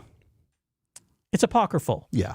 But there's an element of, there's a shred of truth to the association, but what happened or their interaction. Also, John Wayne Gacy, his actual crimes began later than 1965. So sure. They were, I don't think they were in his crosshairs, as it were. Yeah, they were. Yeah. So, well, what is something, if that's not true, what is something that you were shocked was true in the book that you came across? I just was shocked by how many dates they canceled, like continuously, like over and over and over again. This book is just filled with like dates that are postponed 3 times, and then eventually they just give up for that year, and they may never come back to that locality. I mean, there's also all the stuff that's out there about Jimmy Page playing on the Kinks records. Yeah. And that's primarily untrue. I mean, he is on some of the records as a rhythm guitarist, but he's definitely not the lead guitarist on anything. Sure. So, and that's been debunked even by him. But Led Zeppelin freaks, if you said like, well, Jimmy's on this record, then, the record, then they have to collect it. So I think that they want it to be true. And so there was also a fine line where we had discussions editorially, like, how much time do we spend on Jimmy Page, like debunking Jimmy Page? It's like, I think we just do it, enough to tell the truth, and not like, why are we spending like all this time on somebody who's actually not on these records? You know? Yeah. He's on them a little bit. Because his legend has been built up and built with it. That's him on, what was it, All Day and All the Night? Everybody thought that's what he played guitar on? They thought he played the solo on You Really Got Me, which he did not. Yeah. And apparently he was at the session for All Day and All the Night, and he sniggered when Dave played that solo. But, they're very different guitar players. The craziest thing about Jimmy Page and the Kinks, though, is Page's first ever solo single is called She Just Satisfies. And it is a wholesale ripoff of the song Revenge, which is on the first Kinks album. Okay. And so it's like melodically the exact same song, but it's credited obviously to Jimmy Page and a professional songwriter, Barry Mason. No credit for Ray. Hold on a second. If I'm understanding you correctly, Jimmy Page took an idea from someone else and then took credit for it? Yes. Well, this is my world has been shook by this. I know. Who do you think he stole from the worst? That I'm not the right person to ask, because there are probably experts who version of Dazed and Confused. Who would know? Yeah. Holy Jake moly. Holmes. Yeah. Yeah. That Burt Yanch. You Shook Me. I mean, there's so many but I think all artists have a bit of that in the skeletons in their closets. Yeah, but I think he was the most successful. Yeah, he had. Look, those guys would always do this thing. They'd be like, "Yeah, everybody comes like everybody did it. We're just the ones that made a lot of money on it." It's like, yeah, which is why you should give some of the money to the people who did come up. Like, it's not just like you're being punished. It's just like you got the money, but you didn't. But other people are responsible for this. Just don't keep all the money. What about the crazy thing with Bob Dylan, like a few albums back, maybe 10 albums back at this point, where he took the Bobby Fuller song, New Shade of Blue or whatever. I mean, late in life doing stuff like that. It's like, I like this Bobby Fuller song. Yeah, I'm going to do a song like this Bobby Fuller song. It's like, why? Yeah, no, it's like there's a Burt Yanch song. Look, I listen to Burt Yanch every night. That's my thing. He's the greatest. I know that might not be your jam. Neil Young called him the Bob Dylan, the Jimi Hendrix of the acoustic guitar, for God's sake. Well, at least I know who he is. I mean, it's not like you're saying Hakuda. Yeah. Or whatever it was. Yeah, I can't remember. But there's a song, Blackwater Side, that he recorded. And it's a traditional song, but it's completely his arrangement of it. Right. And then, lo and behold, you put on a Led Zeppelin album, and it's literally his arrangement of this. And it's like, oh, it's traditional. It's like, but you took it. It's like, that's we the know folk you tradition. bought the album. You've said how much you love him. Well, that's when you were saying earlier, it's not like you had to live in the village to hear this person's music. Yeah, exactly. Yeah. And also, what is it? How many more times? There's a song at the end. I know this is not where you live. I think it was like the Jeff Beck group, and then like they heard it on Led Zeppelin on the first album, and they're just like, hold on a second. This is our version. Like they're literally right. They just took it. Yeah, it's crazy. I mean, there's so much of that. I mean, through popular music, that's probably a book in itself, but it's not one I'm going to do. No, you're not going to be archiving through to see what Led Zeppelin stole from people. Well, I mean, if you look at just lots of artists, I mean, you know, there's just tons of stuff like that. Yeah. Everybody, I just want to say, we're going to move over to first of all, the book is called, this is Andrew Sandoval, our friend. You're going to, don't move. Andrew's got a lot of stuff. He's worked on stuff for Rhino. He's got Beatland books. And I'm just going to tell you, I own the Monkees book. I own the Mickey Dolenz book. There's another beautiful book called Smoke-Filled Dreams, which is Monkees, like an archive of Monkees stuff that was unpublished photos. Yeah. Amazing stuff. Beatlandbooks.com. This Kinks book. This is so cool. I love these books. I love them. Love them, love them, love them. And I also love the way you do them. I'm not going to name names. There are other bands that have other people doing it, and they're not at the Andrew Sandoval level of quality. That's all I'm going to say. Very kind of you to say. Well, it's true. I'm buying these stupid things, and no, not stupid, but I'm actually buying them, and I can tell the difference between them. And your books always deliver on the quality, the promise of quality. You always deliver. So people go to beatlandbooks.com. The Kinks book comes out February 20th. February 20th. You got to get your order in now, and you'll get your copy. This is the best show. We're going to move to the rest show now, which is the best show post show. We're just going to keep the conversation going. Everybody can follow along the link. How do we do the link, Andrew? Everybody knows it. If you go to the Patreon, it's on the Patreon. Yeah, just go over to the Patreon. You get the link. You keep following the show. We're just going to keep talking to Andrew. Do we need to take a break for people to reset, or are we good? I think we're good. We're good. Great. That's all I wanted to hear. Now, in terms of the reissues you've done over the years and the box sets and things you've put together, people in the chat are mentioning the Nilsson box that crazy one that had 17 CDs. Yeah. Just mind-boggling. What's the first major undertaking of you going into vaults trying to put